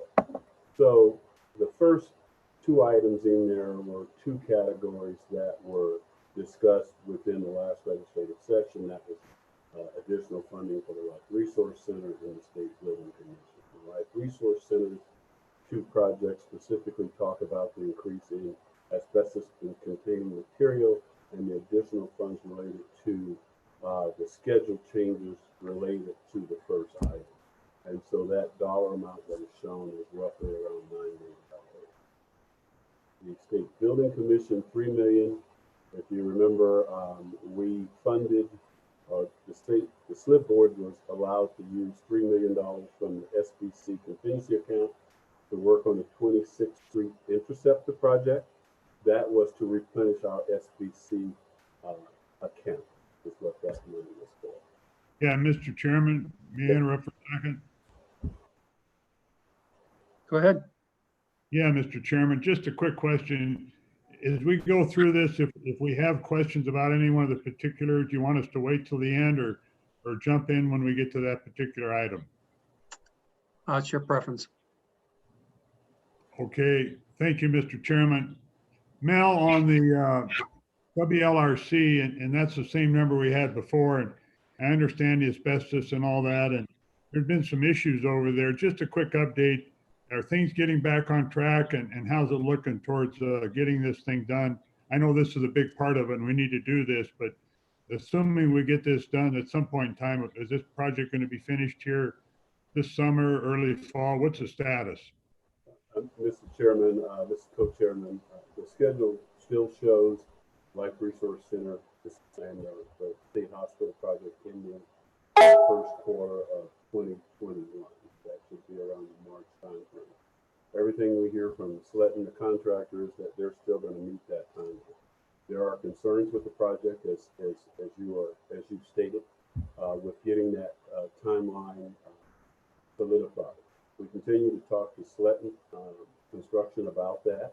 There have been some issues there, and Representative Larson, I'm sure Representative Nicholas can surely share some additional information on it. But it's been a difficult project from the beginning, as you know, because of the asbestos rules that started it, and we've had issues from the additional time required to get the project finished, plus some concerns on some quality that have happened there. If you are not aware, as a commission, as a joint appropriation committee, we did do a couple of visits out. I went out with members of the governor's policy group. I went out with the governor. We met, walked the facility, looked at it. I would tell you, in some areas we see some improvements in quality. I think other areas we're still concerned about the timeline. Again, based on the contract was allowed. He continues to say he can meet the timeline. We continue to put pressure on him to make that happen. So Mel, when you get closer to the phone, we can hear you a lot better. All right, sir. I'm speaking to my camera here, so I apologize. So I'll try to get a little bit closer. We just love to look at your face. I'm always surprised you can't hear me, so I apologize. Okay. Go ahead, please. Okay. Can I keep moving, sir? Yep. The next item, we talked about the State Building Commission. If there are no questions there, I'll continue on. Karen, can you bring up the spreadsheet again?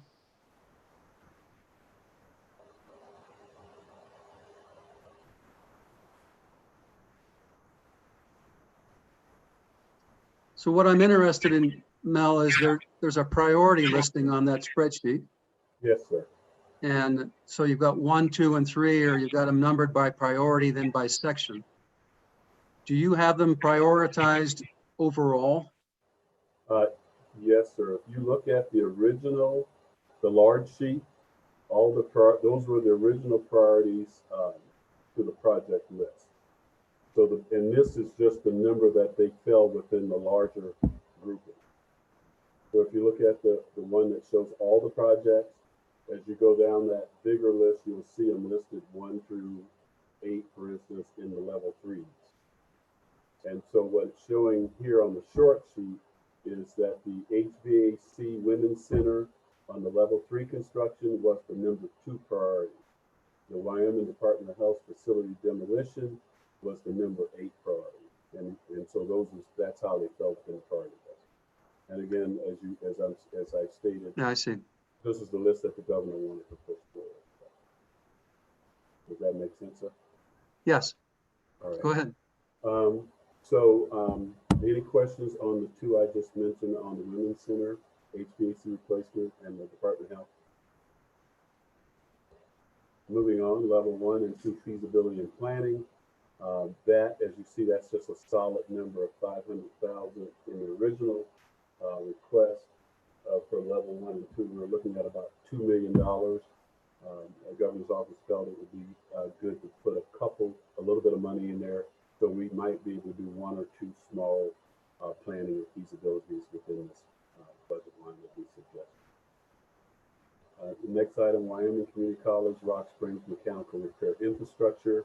The governor's recommending that. That's $11,740,000. That's for the ongoing work on mechanical and electrical sewer systems at that facility. Felt that project was really the one that's probably one of the higher risk projects that needed to continue, and we should ask for the funding for that. So I'm curious on that one, Mel. Yes, sir. Because you had 4 projects above it. So obviously the community college folks or the governor at one time did not have this as a number 1 priority. Was there new information that you received that moved this to the number 1 level? Let me look at the original sheet here, sir. The difference is, Mr. Chairman, committee members, is all the other projects required matching general funds for it. This is the only project that is truly a 100% general fund request. So I would. There is one other one, but excuse me, sir. Yeah. But that, I guess that logic doesn't make sense to me. Why wouldn't we do a matching one versus one that's 100%? Mr. Chairman, I think in the governor's letter, if I remember, let's see if I can see that.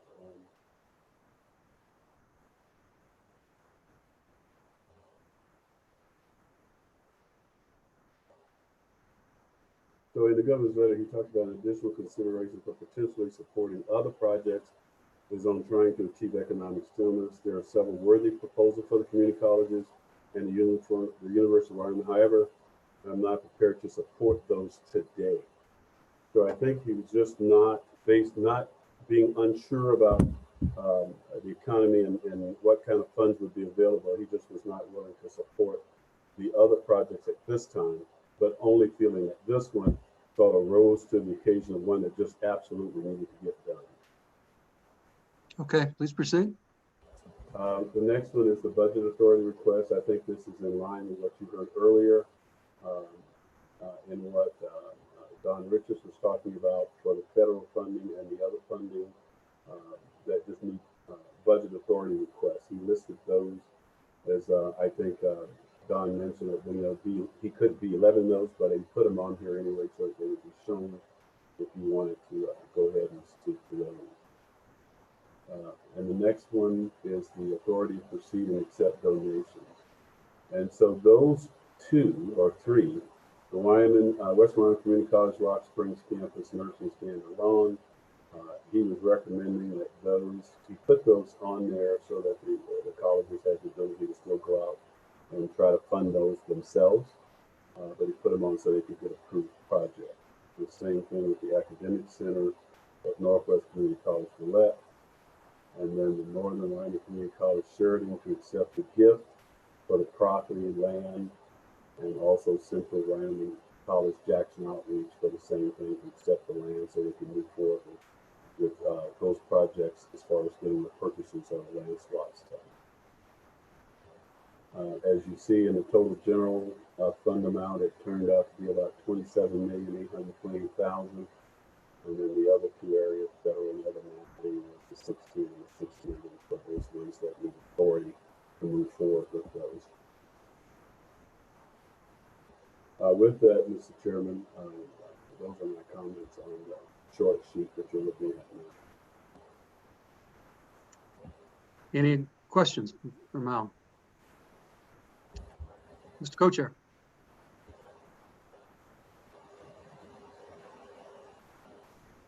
Thank you, Mr. Chairman. Mel, was there any discussion? I know in the COVID funds that there's some discussion about utilizing those for some construction projects in different areas, and there's conflicting language on the guidelines. I understand that. Was there any discussion with the governor about having, under the federal, having another column that might say COVID for some funds that might potentially be used for that in terms of things you would take care of and monitor? Any discussion about COVID funds for capital construction of any kind? No, sir. We've been sort of, Mr. Chairman, Mr. Co-Chairman, we've been sitting back, sort of waiting to see what we would see on that. We've not had any intense conversation regarding that, but we have gone back, and I can provide that to you, a list of projects that we could do to include these that are on the larger sheet, and some smaller projects. We've asked some of the agencies and community colleges and other agencies that we support to give us a list of sort of shovel-ready small projects if we do get some money. I do have a list of those also that are smaller dollar items that if we did get some funding COVID related that we could use for economic stimulation, we surely have a large list of projects we can move forward with. Well, Mr. Chairman, I think that's pretty important, and certainly if we're going to get the funds spent by the year end, and evidently that there's some opportunities out there. I don't know how you feel, Mr. Co-Chair, but I like to, unless there's some reason we shouldn't see that list, I like to see the list, see what we're talking about, see the language that supports it in the guidelines, and if it's something we ought to be doing, then it should be in this as a COVID request. That would be my take.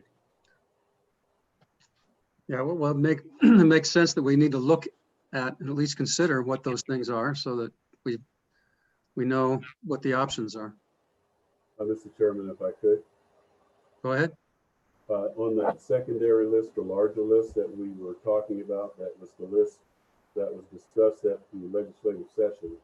Correct. March. We still have that list, and our intention is still, as we prepare for the next budget, depends on what happens with the JC. We're still going to potentially prepare those projects that did not move forward as part of the upcoming budget. So.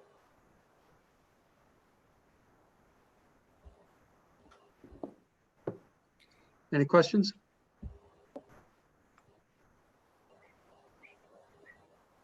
Representative Guru or Senator Guru. Thank you, Mr. Chairman. Mel, I just want to make sure this first list encompasses all the governor's requests, correct? Or all the governor's requests in the letter that he wants, correct? Mr. Chairman, Senator Guru, yes, sir. Okay, one other question. None of these expenditures has any sound system that is a microphone like you're using right now, right? You got to talk to those ETS guys, Mel. You need a new one, okay? I'm just saying. So make sure that you don't have that one no more. It is hard to hear you. Mr. Chairman, I think it's that Zoom. When I use Google Hangouts, it always comes out okay. So. Okay. Thank you, Mr. Chairman. Okay, further questions. So Senator Hicks, you're muted. Yeah, Mr. Chairman, Mel, you may not be the guy to answer this question, but when I'm looking at the special revenue request from the state parks, that represents their original request that they brought to JAC, but I don't think it represents the legislative action that we'd moved. My recollection is we had withheld some of those funds for some other items and did not approve some of those. So I'm just wondering where all those special revenue requests are coming from state parks. And I'm trying to recall, but my memory on that $6 million of special revenue, we had pulled several $1 million of that out there for some Hawk Springs Park related issues and stuff. So I'm a little reluctant to jump in there and say we're just going to give them everything they asked for when that wasn't what the final predisposition of either JAC or the legislature was. So maybe you can speak to that, Mel, maybe you can't, Kevin, somebody with the governor's office, but that's a little bit of a shocker to see that show up right now on a priority list. Mr. Chairman, Senator, there was definitely a conversation about that during the session, and you're right. I don't have any documentation in front of me right now that shows what those numbers were, but I can surely research those for you and get those back to you. With that, I would probably, I'm not sure if Darren Westby is around today, but we can surely reach out to him and get some follow-up information for you.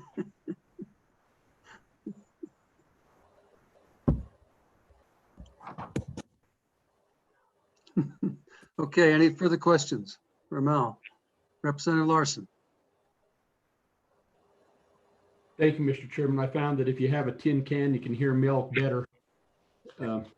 Put it up to your ear, it works a lot better. My question, Mr. Chairman, then is to you, is if we were inclined to do so, we could make a motion on this governor's list, and then that could move forward perhaps in this special session scenario. So I've got a recommendation on that we'll do at the end of our discussions here. Okay, thank you. Just curious. And Mr. Chairman, I'm still having trouble hearing Mel, but I want to be sure that I understand that there are projects out there that are shovel ready that could be utilizing COVID funds based on the guidelines from the Treasury. Is that true? And if it is true, do you have a list that we could see? Mr. Chairman, so let me clarify the view. Hopefully you can hear me better. So I'm going to try to clarify that a little bit. On the projects, I would tell you that all projects that are level 3, we can get those out of the door pretty quickly if you want us to pursue those. And those level 3s are the ones that you see in green on the larger sheet. So those are projects that are really ready to go. They're at that 3 where we just have to do construction drawings, and then we put it on the street and bid it out. The other comment I made was that we did, not knowing if we were going to have a JAC meeting early on, we did go out and look at the ability to go ahead and get a list of other projects that we might be able to do on top of the level 3s, which would be the logical ones to do next. Does that clarify a little bit? So let's just, maybe we can rephrase it. Could you provide us at your earliest convenience shovel-ready projects that are COVID related that we could add into any bill that we, if and when one comes up, and if and when we have a special session, so we can be prepared to add or subtract those in whatever we do? Mr. Chairman, committee members, I can do that. And again, I want to be sure I understand. You want them if we're classifying them as COVID related? Correct. Yes, sir. We can get that for you. Okay, wonderful. Further questions for Mel on the list?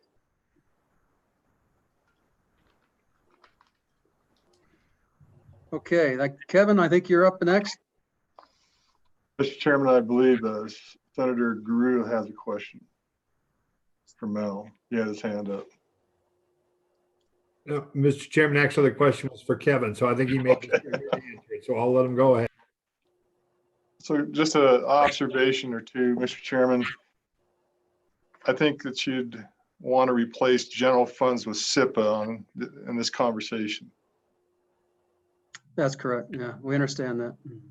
And then on the COVID shovel-ready projects, our challenge would be having the money spent by December 30th.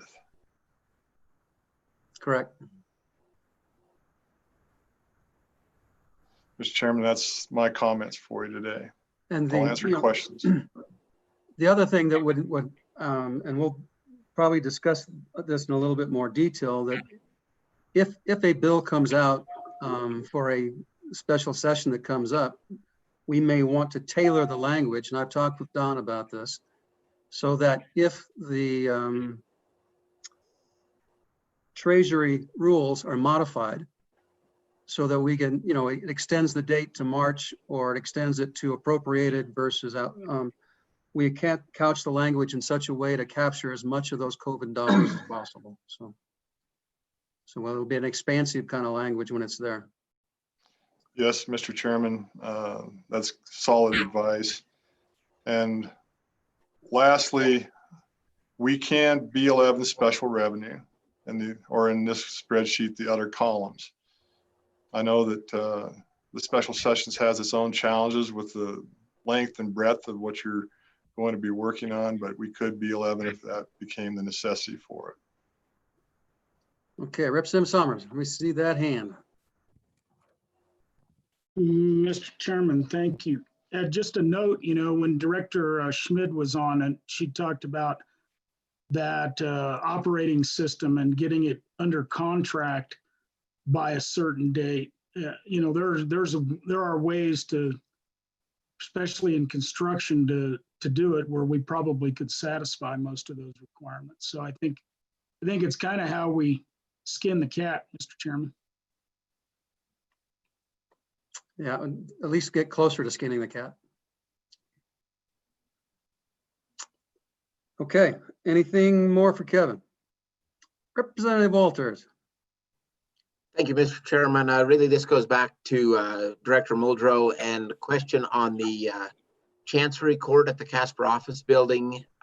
Is that still the desire of the governor to use contingency funds to cover that expense, as that project is already underway, is my first question. Mr. Chairman, Representative Walters, we are continuing down the path with the Chancery Court. In talking to the group, we're comfortable that we think we can still get the Chancery Court done with the dollars we have. We do have money in the SBC contingency account that we could use if we needed to. We just have to get the SBC approval to do that. Again, that's where it's important that we get some of that money that we're talking about for the SBC contingency. If we can get that $3 million back, that surely would make life a lot easier if we do have to tap into that, if we get a little bit short. Follow up, if I may, Mr. Chairman. Please go ahead. Just follow up to summarize what you're saying is because there is a plan of attack already in place is why that Chancery Court is not on this list. Yes, sir. Mr. Chairman, that's correct. Representative Walter. Another question, if I may, Mr. Chairman, or a response to Senator Hicks. I pulled up the CapCon bill from this last winter, and yes, we did, as the Appropriations Committee, and then the Senate even approved it, and it was in the House version, set aside some of that state parks dollars for the Hot Springs State Park. But I guess I'd just remind you that bill never passed the legislative process. And so this is the governor's proposal. We still get to play with it too. So don't panic just yet. Don't panic, just sharpening my knife. Yeah, Mr. Chairman. Thank you, Mr. Chairman. Go ahead, Mr. Co-Chair. No, go ahead if Representative Walters has another question. No, the question I have then, Mr. Chairman, is for Kevin. And, and you mentioned it earlier and I hadn't caught that. The mechanical repairs at Western have always been something we've talked about, always was important. And yet it has a 5 and now that's number 1. A little more explanation on that one. And then the other thing is we had a school facilities meeting earlier this week. Representative Walters was the co-chair. He ran the meeting. By the way, he did a good job. But what I wonder is the governor interested in looking at school capital construction at all, or is that that's out the door, it's approved and it's a go? Mr. Chairman, I'll let Mel take the first swing at that and then I'll follow up. Mr. Chairman, Co-Chairman, the answer to that is I'm going to hand that over to Brandon Finney and let him talk about that a little bit. But I understand that that at Select was discussed, but I'm not sure that we're moving forward with anything particular on that. Brandon? Good afternoon, Mr. Chairman. Brandon Finney, School Facilities Division Administrator. At this point, no funds when I speak with the legal counsel can be used towards any of the capital construction projects that we do on the school side.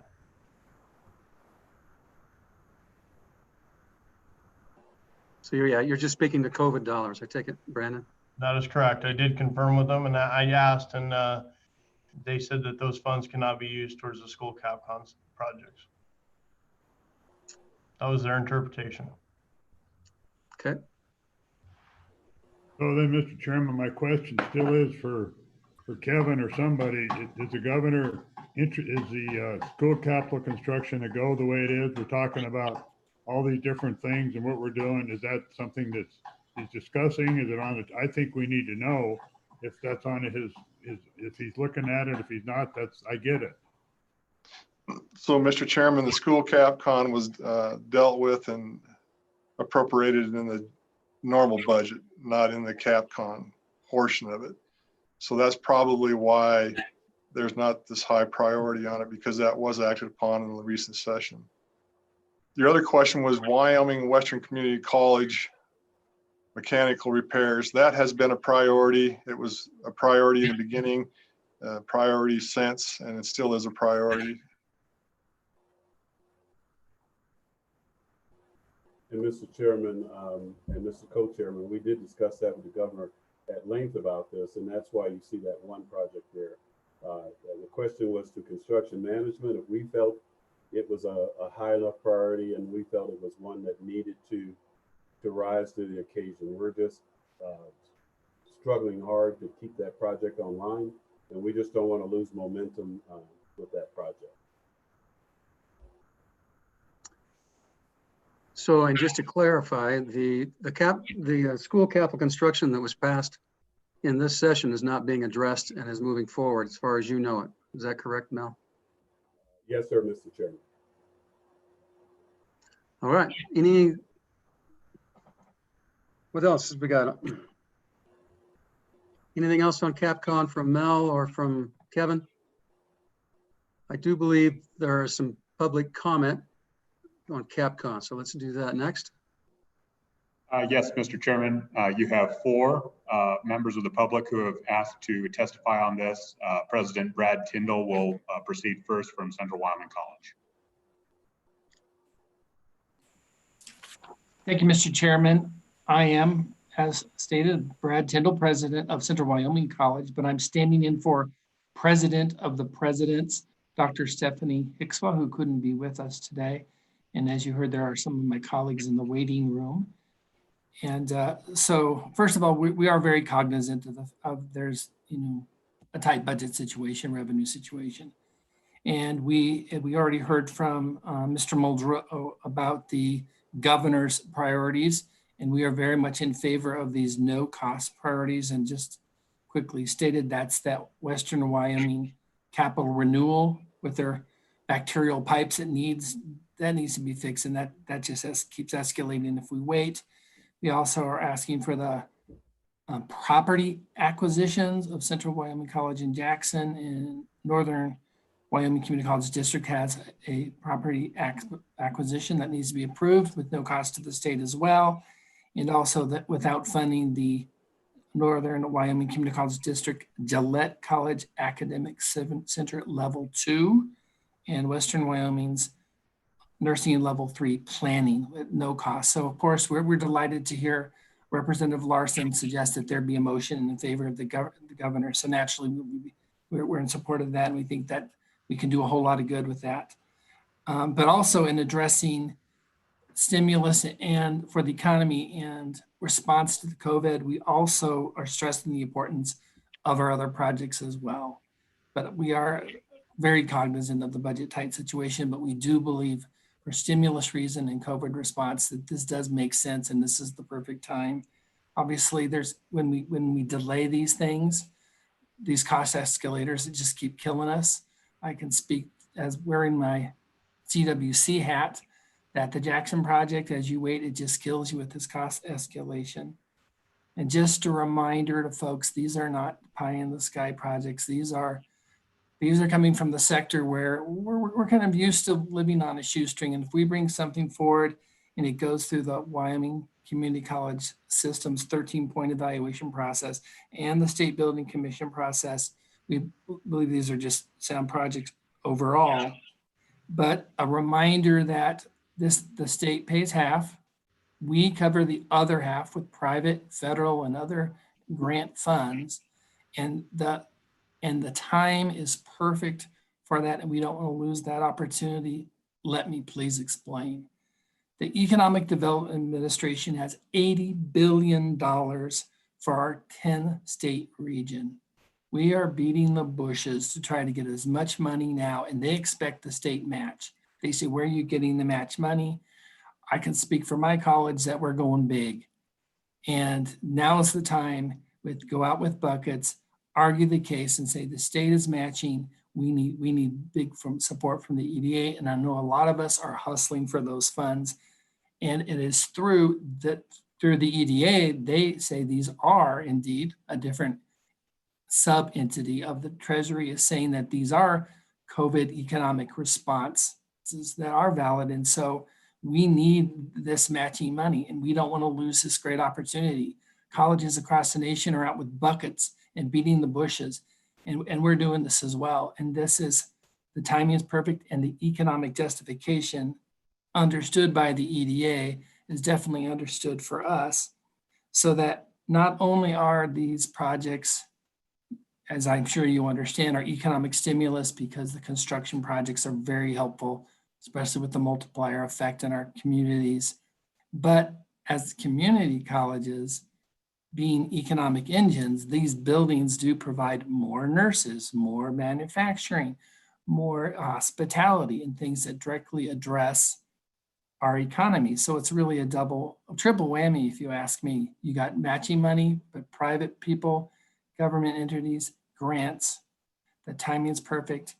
It's economic related, and we are economic engine entities. It seems to me we have a strong case for saying it's worth building these projects.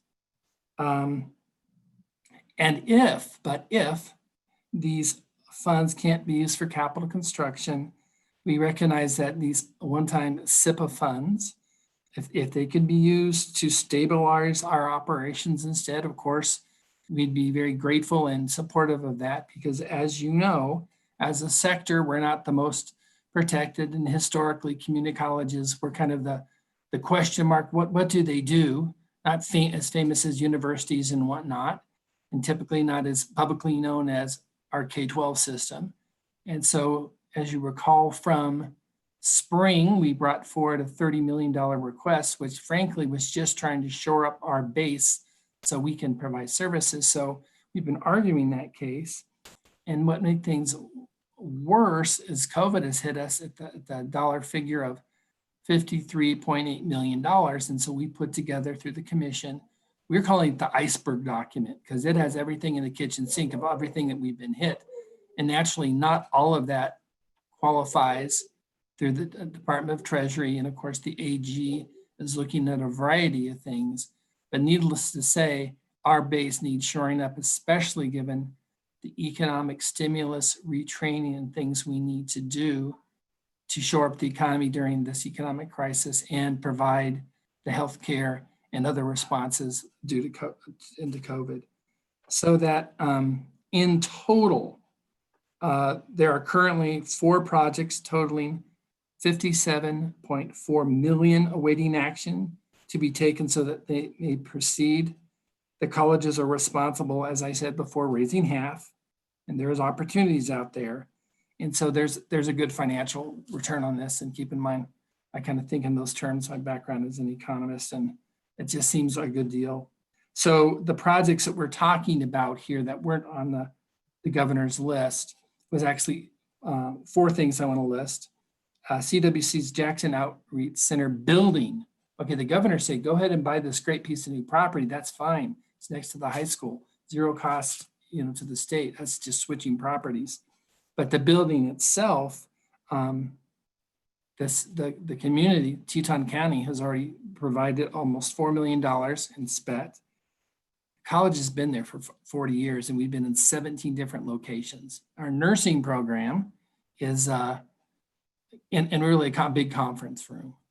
And so we can double our nursing, we can triple the culinary, which meets this dire need of the tourism economy up there, just got beat to death. And so it responds to both the COVID aspect of increasing nursing and healthcare, and we want to start paramedics up there, increase CNA, so many things that this building can provide. And this is, let me just say, very typical of our request here, because what do? Economic revitalization in response to things such as COVID and economic downturn. Northwest College, Stephanie couldn't be here, Dr. Hickswa, but hopefully I believe in the waiting room is Foundation Director Shelby Wetzel, who will speak. But let me say, they have a 54-year-old building, their student center, that's dilapidated, and it's frankly a safety hazard. After 54 years of student center, they just don't last that long. And Western Wyoming has a nursing facility, very affordable. If you looked at how their building is structured, when you add on, it's very low additional marginal cost, very smart deal. And you've heard a lot from Dr. Schaefer in times past about the RAC Center, and it's their oldest, most heavily used building. And we don't want these maintenance costs to kill us through time. So there's just, I think, a very strong case. Not only do we increase enrollments and meet our community needs, especially now, I think the economic argument is just really strong. One question you may have relates to that Western Wyoming Community College, that emergency allocation. You heard that everyone is putting it as a priority, and the price hasn't been escalating. It started out as $200,000. They do some more research. They found the cost of fixing that went up to 1.4, and then up and up and up. And it's just, it has to be addressed before those costs go even higher. And lastly, in some, yes, we support the governor's no cost recommendations, of course, but I really think the time is perfect, especially with matching money, revitalization of the economy. We really do need to do these other projects as well. The return is 2-to-1 where the EDA and others are paying for half of it. I believe it'd be a mistake. And I do think community colleges, frankly, this is kind of what we do. We are part of this solution for COVID and the economic crisis. And I stand for any questions you may have for me, or hopefully my colleagues will jump in and help where I don't have answers. Thank you very much, Mr. Chair. Thank you, Mr. President. Any questions for President Tyndall? Any questions? Okay, who's up next? Don? Mr. Chairman, I believe Walter Tribley from the Northern Wyoming Community College District has joined. Thank you. Welcome. Thank you, Mr. Chairman, members of the committee. I'm not going to take too much of your time today. First, I want to thank you for all the hard work you're doing in these untenable times. I'm glad I don't walk in your shoes, and I don't envy the decisions you have to make. So thank you on behalf of all of us here. My colleague on behalf of our presidents of our presidents, did a great job rounding up the importance of these projects, and as I'm sure you are all very aware of. So we have a few on the list. Obviously, accepting a donation from a community, a well-respected manufacturing company in our Sheridan community, to the tune of $4 million, a 30,000 square foot building, about 30 acres of land, is an important part of our strategy to move the creation of jobs in northern Wyoming forward. So dovetailing on this is our Center for Advanced Technologies and Applied Sciences. And this is a new building. This is a tough time to talk about new buildings. We're trying to reimagine our economy in Wyoming, and this is a part of it. This is where we can allow our local manufacturing hub, which is clearly evolving in Sheridan, part of my district, Sheridan, part of it is in Gillette, to do rapid prototyping, to get advanced skills for the employees who are already here. You all are no strangers. The first job of economic developers is really not even to attract businesses from outside of your area, is to develop the businesses you have in your community. And this is part of that. We've heard from our local Next Gen, now they're called New West. They've asked for rapid prototyping and a place they can do advanced technology training. This new building would also help us with the construction trades. So if you have one-time monies that you feel that you could dedicate to this purpose, we would hire local Wyoming contractors to this, provide, at least for a short time, some high-paying jobs in our community that way, and help stimulate the economy, we feel. We have a number of other projects out there, but I certainly want to yield to the floor in your long day serving your state and all of us. I certainly would stand for any questions. Any questions, Mr. Tribbley? Thank you. Appreciate your time. Okay, next. Mr. Chairman, President Kim Dale from Western Wyoming Community College is next. Welcome, President Dale.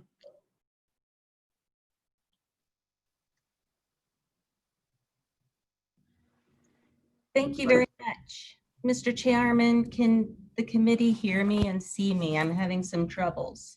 Yes. And am I looking good? Oh, there I am. Okay. Mr. Chairman and committee, thank you very much for your time today.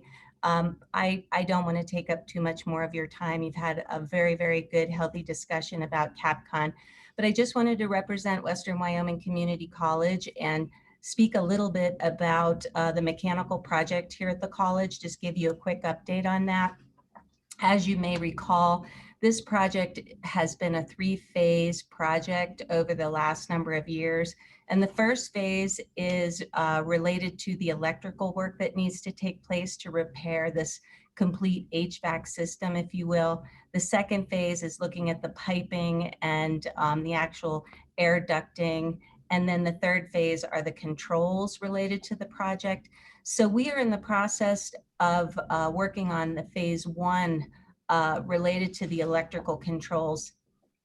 And that is going very well. And interestingly enough, with COVID and fewer people in the building, it seems to be going more smoothly because you don't have to work around so many people or students in that particular case. So that project is moving along. And I'm proud to say that the contractor that we're using on this piece of the project is a Wyoming contractor, a company called ECI. And I think what that does is help demonstrate the importance of how these capital construction projects can really help in a variety of ways and kind of have a good positive domino effect on our economy because we're hiring our very own and helping them out. So I just wanted to give you that update on that project. The remainder of our request for the $11 million and change is related to finishing the project and those other two phases. So ultimately, the project is going to take a little bit longer. I mean, it's supposed to go into even 2022 because we're working around students. We will have students back on our campus, so we will be working around that. But I just wanted to give you an update on that important project. And we thank you so much for your support because it would be difficult to near impossible to raise funds for a mechanical failure project. And then the other thing I just wanted to bring up, Mr. Chairman and committee members, is just an update on the nursing facility and the need that we have related to that. it's obvious that COVID has changed all of our lives, and we've seen how it's taken its toll on some of our health professionals and how we have to continue to train people to take these jobs and a variety of jobs, if you will. But at Western, I'm proud to say that we will be hosting a virtual hybrid commencement on June 27th. We did extend our semester to help our career and tech ed folks come back to campus and complete those outcomes after we got a variance approval. But we will be graduating 34 nursing students. So that's 34 nurses in our workforce. And if you recall, Western does have one of the larger programs in the state. We do have 80 students in our program, 40 year one, 40 year two, excuse me. And we have 115 applicants for 40 slots for this fall. So it's just a demonstration of how much demand there is, and we simply do not have the space. And this space is going to be an opportunity to expand lab and simulation. And while our nursing faculty have done a really terrific job of doing some simulation techniques online, we still need to have that lab space and have students in the classroom and have the observation room and expand that area. The other piece that's important to note is that Western had our nursing accreditation visit this June. It happens once every 8 years. I'm happy to report that we did get reaccredited, and so we're excited about that. There was one finding that needed improvement, and I suppose you can guess what that is, and that is our physical space. Our physical space needs to be upgraded and expanded, and that will be contingent on us getting additional accreditation in the future. A couple of other things, just real quickly. At Western, we're training over 200 CNA students per year. That's throughout our service area.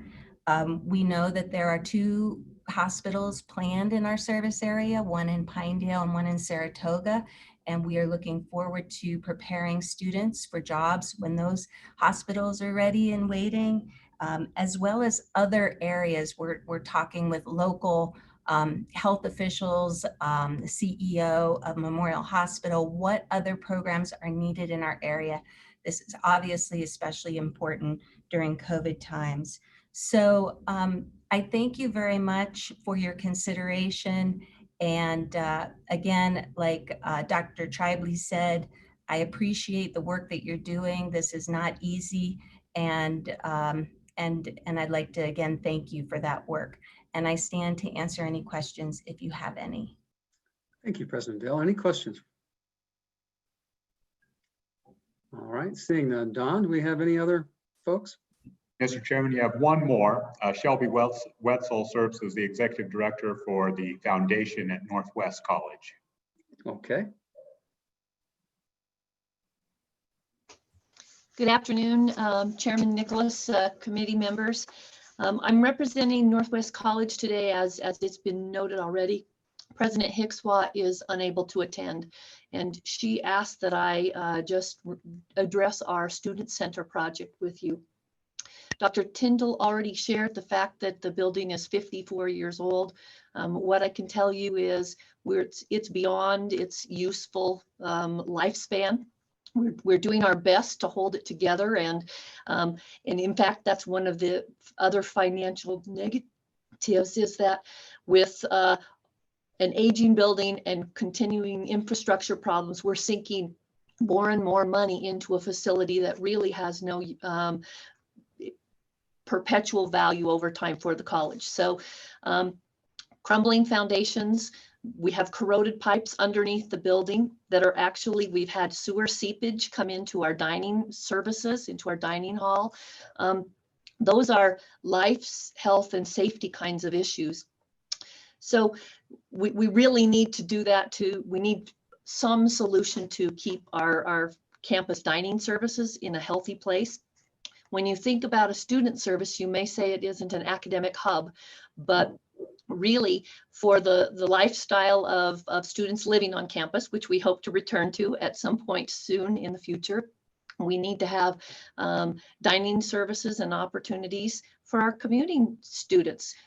I think we've all experienced with COVID how important it is to have a place to connect and the ability to interact with each other. And a student center is really that. It's the heartbeat of a campus.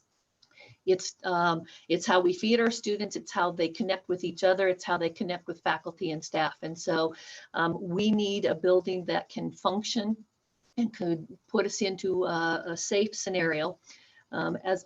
Also as noted, we would look forward to being able to have a project that in the Northwest Wyoming corridor could put people back to work from a construction standpoint, and then leave us at a point where we can return to the focus of educating students in Northwest Wyoming who can be productive citizens and contribute back to the state from an economic standpoint. I would answer any questions about our building, but I don't want to drag this on. You've heard from lots of folks. Just please know, investing in your community colleges is investing in the future for the state. Okay, great. Thank you. Any questions for Ms. Wetzel? Thank you very much. Appreciate your comments. So Don, is that closed public comment? Mr. Chairman, yes, that is everyone who has signed up. Mr. Chairman? Yep, go ahead, Representative Walters. Is Mr. Tyndall still available? I have a follow-up question to one of his comments earlier. Yes, he is. Go ahead. Thank you, Mr. Chairman. President Tyndall, you made a comment about some federal funds being available, and I forget the acronym you used. But my question really revolves around, could those federal funds then be matched with private-only funds versus being matched with state funds to complete these projects? Mr. Chair, Representative, if I'm seeing this right here, that I don't really know. I know that typically it's the matching has been through the EDA, the state. I know that Eastern Wyoming College has had a match with using state money. I know that Northern Wyoming has done that. We have that also for our Ag and Animal Science project that Senator Bebout isn't really aware of. I have not heard of using private match dollars for that, but I cannot speak with certainty that private dollars cannot be used for that. Maybe one of my colleagues have heard of a case, but I believe it's safe to say it's atypical. Thank you. That's all I had for a question. Okay. Any further questions? Okay, we'll close public comment on it. So let's just kind of walk through the remainder of the day. We're at 5 o'clock, a little after. The governor has asked us to at some point and have a brief discussion. And Don, I want to switch gears a little bit and go back to you about 1% severance, the tips and major maintenance concepts that he's expressed, as well as the LSRA tips. So why don't you just, if you want to walk through what those suggestions are, if in fact we have a special session. Yes, Mr. Chairman, I think there are 4 items that are posed for discussion at least.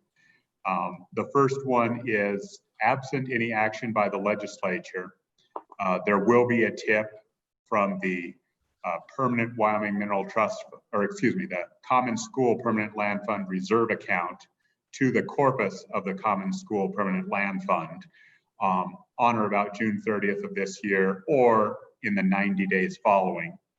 As of today, and this could change because we have a lot of uncertainty with reporting from the state treasurer's office, but as of today, we anticipate a tip of $15 million into that permanent account. There's a question of whether or not, given the current environment, that is appropriate. I'm not advocating one way or the other. I'm just listing that as item 1. Item 2 is when the legislature left, they had deposited the 1% severance tax, which is approximately $51 million per year now, into a separate account. And that account is titled the 1% severance tax account. And then in April, that money would, after the general session, that money would be deposited 1/2 to the LSRA and 1/2 to the Permanent Wyoming Mineral Trust Fund corpus. Subsequently, the 1% severance tax would fill up again, and then in June of 2022, a similar split, 50% to the corpus of a permanent fund, 50% to the LSRA. There have been some discussions about making those funds available, particularly for the cash flow purposes of the general fund, which is facing, as I noted earlier, an $877 million projected shortfall. That's item 2. Item 3 is some discussion, I think Kevin Hibbard alluded to this in prior testimony, of a transfer from the LSRA to the general fund. I won't put a number on that, but it could be several $100 million, even with 10 and 20% budget reductions. That's not to say all of that needs to occur immediately, but some additional action will likely be necessary. That's item number 3. And then finally, Mr. Chairman, there has been some discussion of using SIPA funds to support some or all of the generally funded state and higher education major maintenance payments for the first part of the biennium or all of the biennium. That is currently about $126 million, I believe, if it was applied to the entire biennium.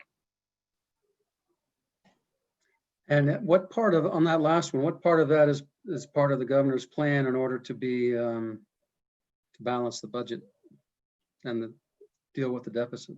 Are you getting hungry? Mr. Chairman, I don't believe there is any plan that's been articulated directly to me. I would say that the first 3 quarters of that payment, meaning the payments to higher education and state construction, the first 3 of 8 quarters of the biennium could be addressed in a special session. Anything after that may be more appropriate for a general session. Okay. Mr. Chairman. Go ahead, Mr. Co-Chair.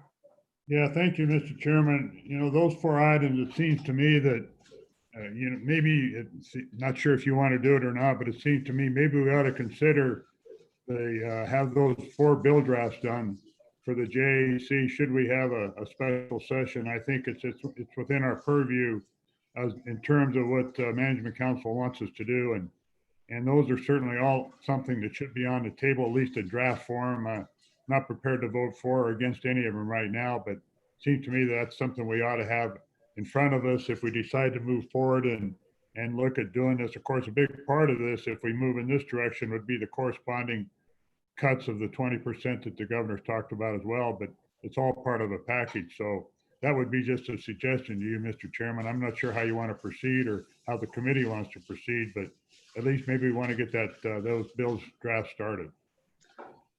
Well, thank you, Mr. Co-Chair, because that was going to be my suggestion, that at this point, and that's why I had it all brought up along with the CapCon before we go into any more discussions. So we don't know if we're going to have a special session at all. And we don't know if we're going to have a special session before June 30th. But in the event that it happens, I think we need to be prepared for it. And so I would concur with my co-chairman that we have these bills, rough drafts of them, start to be drafted by the LSO. And in addition, start drafting a CapCon bill. And with the CapCon bill, my suggestion with that is that the Mr. Co-Chair and I will sit down with Don and kind of work out the initial guidelines of what the recommendations are, kind of combining the governor's, the House and the Senate positions on where we want to do it and how we want to do it. And so if then in fact we do have a special session between now and that time, we will meet again and have all these bills in front of us and probably spend at least a day or so finalizing and preparing those if we go forward. And so that way we get LSO up to speed. We have some working documents to work with, but we don't spend a whole lot of time right now going into the fine details of it. My understanding is we're going to know by the end of the week if we're going to have the special session in time to make a difference by the June 30 deadline.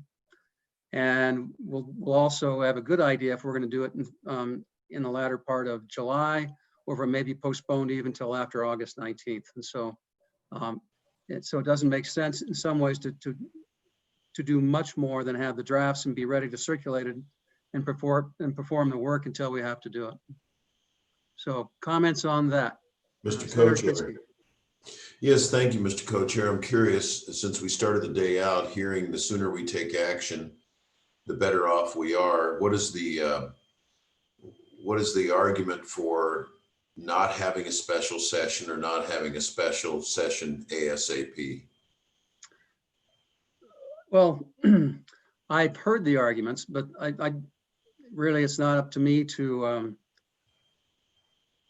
have pros or cons on it, or what my position is on it. So that's a leadership decision that I know that they have been working and discussing almost every day for probably a month, ever since our last one. And my understanding is that the decisions just haven't been made yet. So we just don't know. Yeah, Mr. Co-Chair, just to add to that a little bit, I think and just thinking out loud as well, is if we're going to have a special session and there's a lot of issues, so when we go into it, we should have a plan of what we're going to try to accomplish, unless there's things we're going to do, and looking at these cuts and the reductions and all of that in some kind of a package, then why go into a special session? But if there's things we can really do and accomplish, and I think everything has to be on the table, the university, K through 12, community college, everything has to be on the table. And if that's the case and we can accomplish something, then I think personally, I think it makes sense. But unless you know that you can come out of there with some things that are what's going to help us our situation, waiting is not a good answer, because I think the sooner we do it, the better off we are. But it may be that we can't get together on an agenda. So that would be my take, Mr. Co-Chair. I do know, so one of the things that we haven't talked about, which is on everyone's, at least particularly on anyone that's on Joint Appropriations Committee, is what our function is in terms of working through these cuts and what's out there, because we're going to do it sooner or later. We're going to do it either in December or January, or we may do it beforehand. But I know that there is also leaderships are having some serious discussions about creating kind of a super committee, which was done back in when the tax 2000 was put together, to do kind of an in-depth kind of review of the budgetary cuts, and have that basically be various chairs of all the committees, and perhaps have governor's staff as part of it, and some other components to it. All those things are still in the discussion phase, but I tend to agree that with Mr. Co-Chair that that's a JAC function if no one else does it, and I know that we're all willing and able and ready to do it. And so as soon as we get the green light, we'll probably start meeting it and working through those things. So well, once again, Mr. Chairman, just let leadership know that while Rome's burning, JAC is ready to put out the fire. That's right. Or create one. We'll see. So any other further comments? Yeah, one other thing, Mr. Chairman. Oh, go ahead, Representative Walters. Go ahead. Mr. Chairman, on the CapCon component, knowing that you and the co-chairman would be getting together to visit, could we offer some suggestions that we would like to see included in your discussions with the co-chairman at this point? Absolutely. You can do it now, or you can email us, however you want to do it. And whatever we do, we'll circulate it and get everyone's comments as soon as we've got something. Thank you, Mr. Chairman. Just so the committee knows what my thoughts would be, I think there needs to be a language change or adjustment for that stormwater interceptor there in Cheyenne, so that the dollars that were already appropriated can be spent as needed. And so that's a rather simple one. And then the other one that I would offer as a thought to be included would be the state parks spending authority on that $6 million, to restrict $3 million of it using the same language we had in the bill this past session. So I those don't would be think- my ideas. Yeah, I don't think there's any issues with those ones. And we all agreed to those before. At least that's my So- understanding.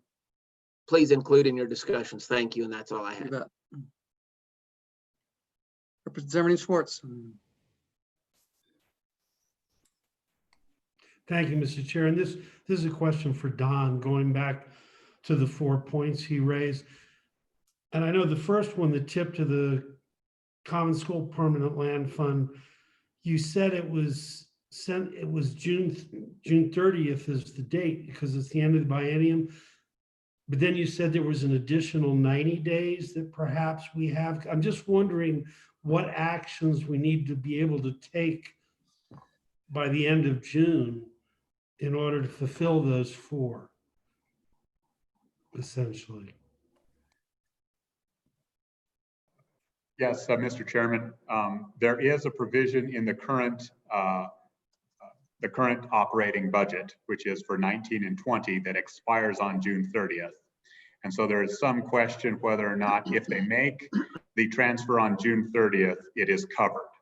If they, under statute, they have 90 days to make that transfer. And so beginning July 1, and I assure you they will not make it on July 1, they'd probably make it up closer to September 30th, then the legislation would cover that second option and say, if you take 90 days, that fund or that tip shall be suspended or not be suspended. You would provide clarity as to what should happen with the funds. And the other 3 are not that time sensitive. Mr. Chairman, that's correct. All of them would be late fall or winter at the earliest, the need.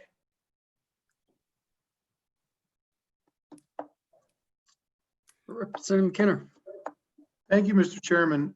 Don, just a clarification on item number 3. I was trying to take notes and help me understand that request, 200 million transfer to the general fund. Is that just to cover checks that will come in? I'm trying to get my head around that one. Thank you.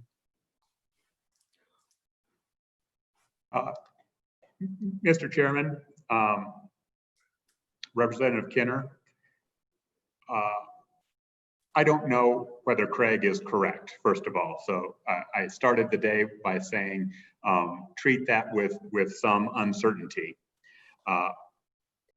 Even if the executive branch imposes 20% reductions on a $3 billion budget, that would save 600 million. Okay, 20% of 3 billion would be 600 million. That still would not cover the $877 million shortfall in the general fund.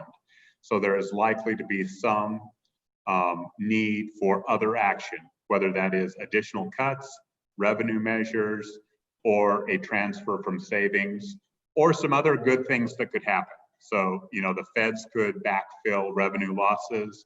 We could end up with a larger amount of a carryover that Kevin referred to, you know, 40 million, maybe, you know, several other things could happen that are unknown. But one potential is to use the LSRA for a portion of that 877.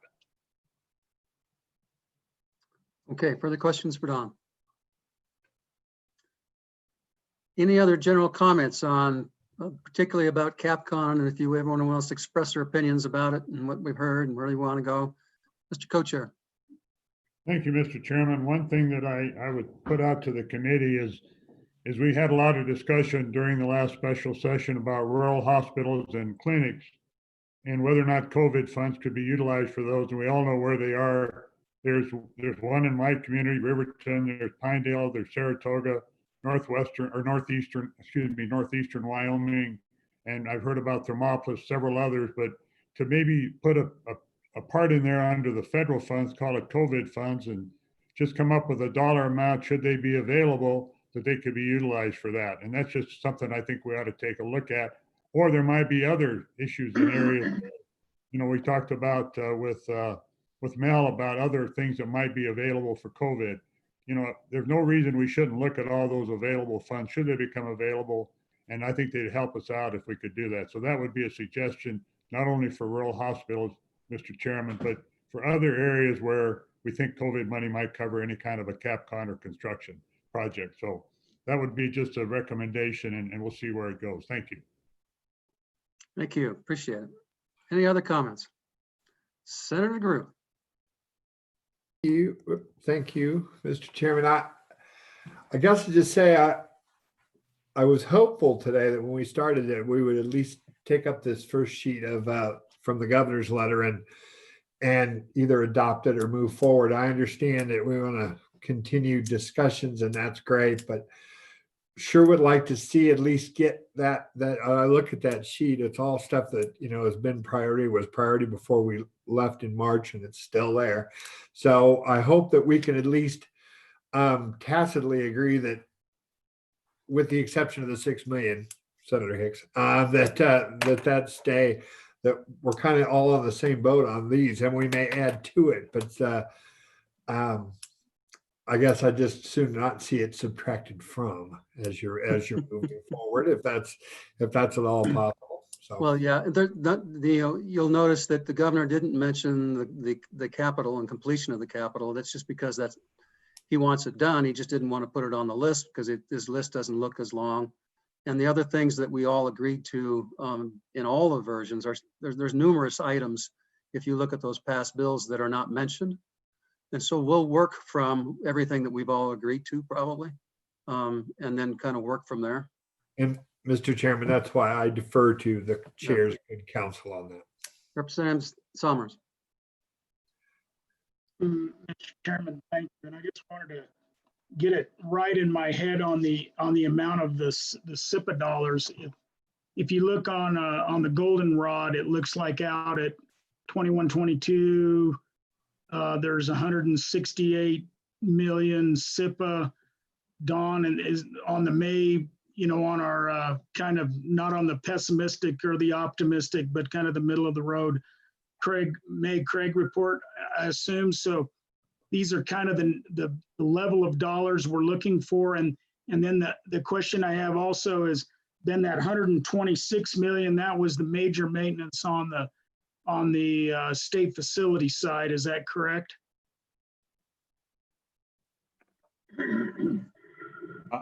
Mr. Chairman, Representative Summers, you have the numbers exactly correct.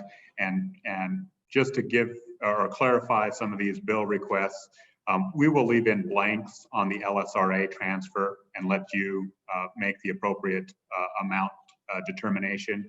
With respect to the SIPA for major maintenance, unless you direct otherwise, I'll put in the first 3-quarter payments. And the $169 million balance of SIPA is a guaranteed amount.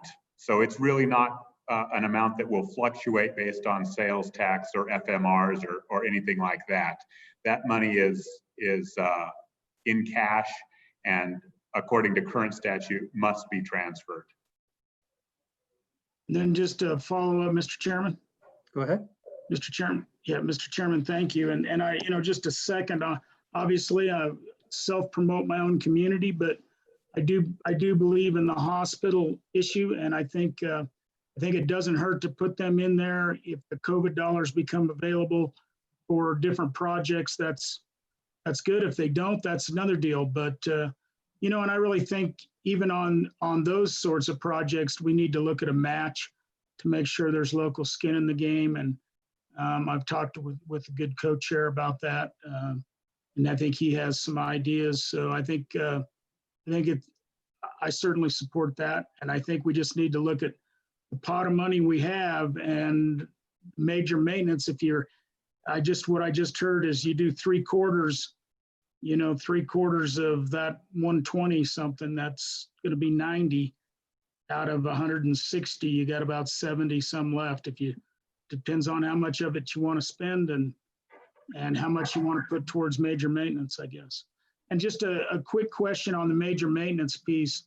That would still be, we still have that in the budget. We just don't know how much money we're going to have, or we're going to have that shortfall. So SIPA would just guarantee that major maintenance dollars. And the idea is for 3/4, just so we ensure we have major maintenance, at least until we get to a session and get that finalized. Is that right, Dawn? Is that how you're thinking behind the 3 quarters, or? Guess my question, yeah, thanks, Dawn. Mr. Chairman, Representative Summers, perhaps I was a little ahead of myself. The total amount is $129 million for major maintenance, and I was suggesting 3 quarterly payments, not 3/4 of the amount, which would be $48 million, which would leave approximately $120 million available for other projects you deem appropriate from SIPA. That is only one approach. If you want to do the first year's worth, that would help cash flow even more, and it would be about $64 million. I will, proceed with however the committee desires. And so the major maintenance and how this came up was just a recommendation from the governor.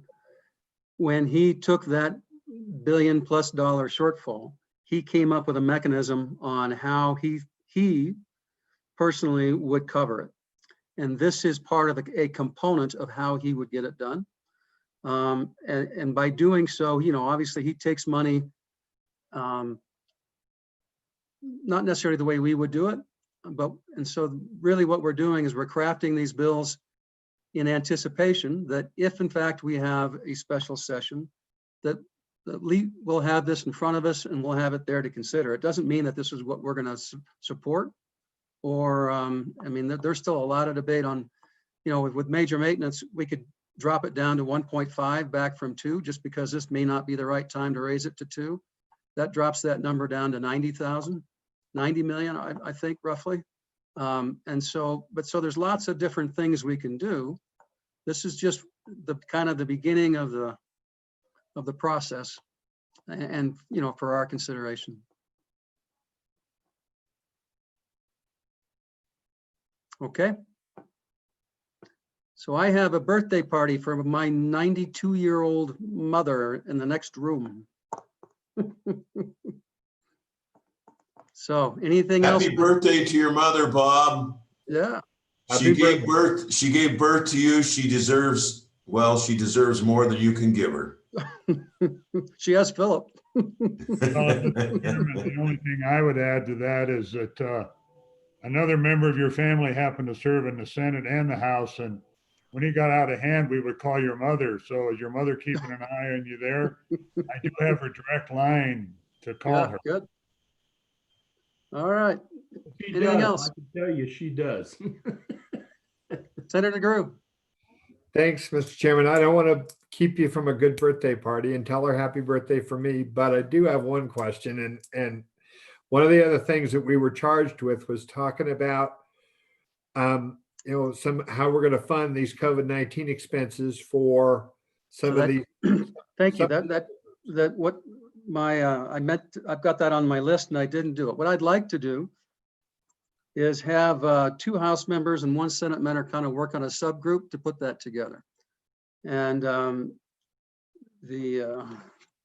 I think, Mr. Co-Chair, I've got Representative Kidder and Representative Schwartz will work on that on the House side. And so whoever you want to select, but I would like them to kind of coordinate everything we heard and then go down, meet with Don, also coordinate with what they're doing in corporations so we don't double dip on what the process is for the nonprofits, and take the directives from Management Council and come back and report to us on recommendations.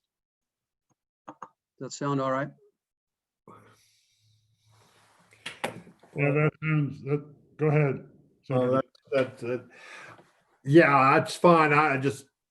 I'm not real wild about the corporations bill. I don't think it's going to hit the mark where we want to hit it. I'd like us to try to do something else with it. So for those of you that are in that committee, that would be my suggestion. But I'm sure it probably will go where it goes. Thanks. Senator Schwartz. I just wanted to say, I think Senator Guru knows how to get a hold of me. Okay. Yeah, Mr. All right. Chairman, one last thing before we get going here is, once again, thanks to our staff. You know, this was a long day, a lot of data, a lot of information put ahead, plus Kevin and the governor's office. So a productive day, and enjoy your birthday party. And tell your mom happy birthday. All right. Take care, everybody. Guru, get hold of him by the neck. All right. Thank you, everybody. We'll be in touch. Especially if we hear from Management Council and leadership. If we're on by the end of June, we'll get busy. Good job. All right. Take care.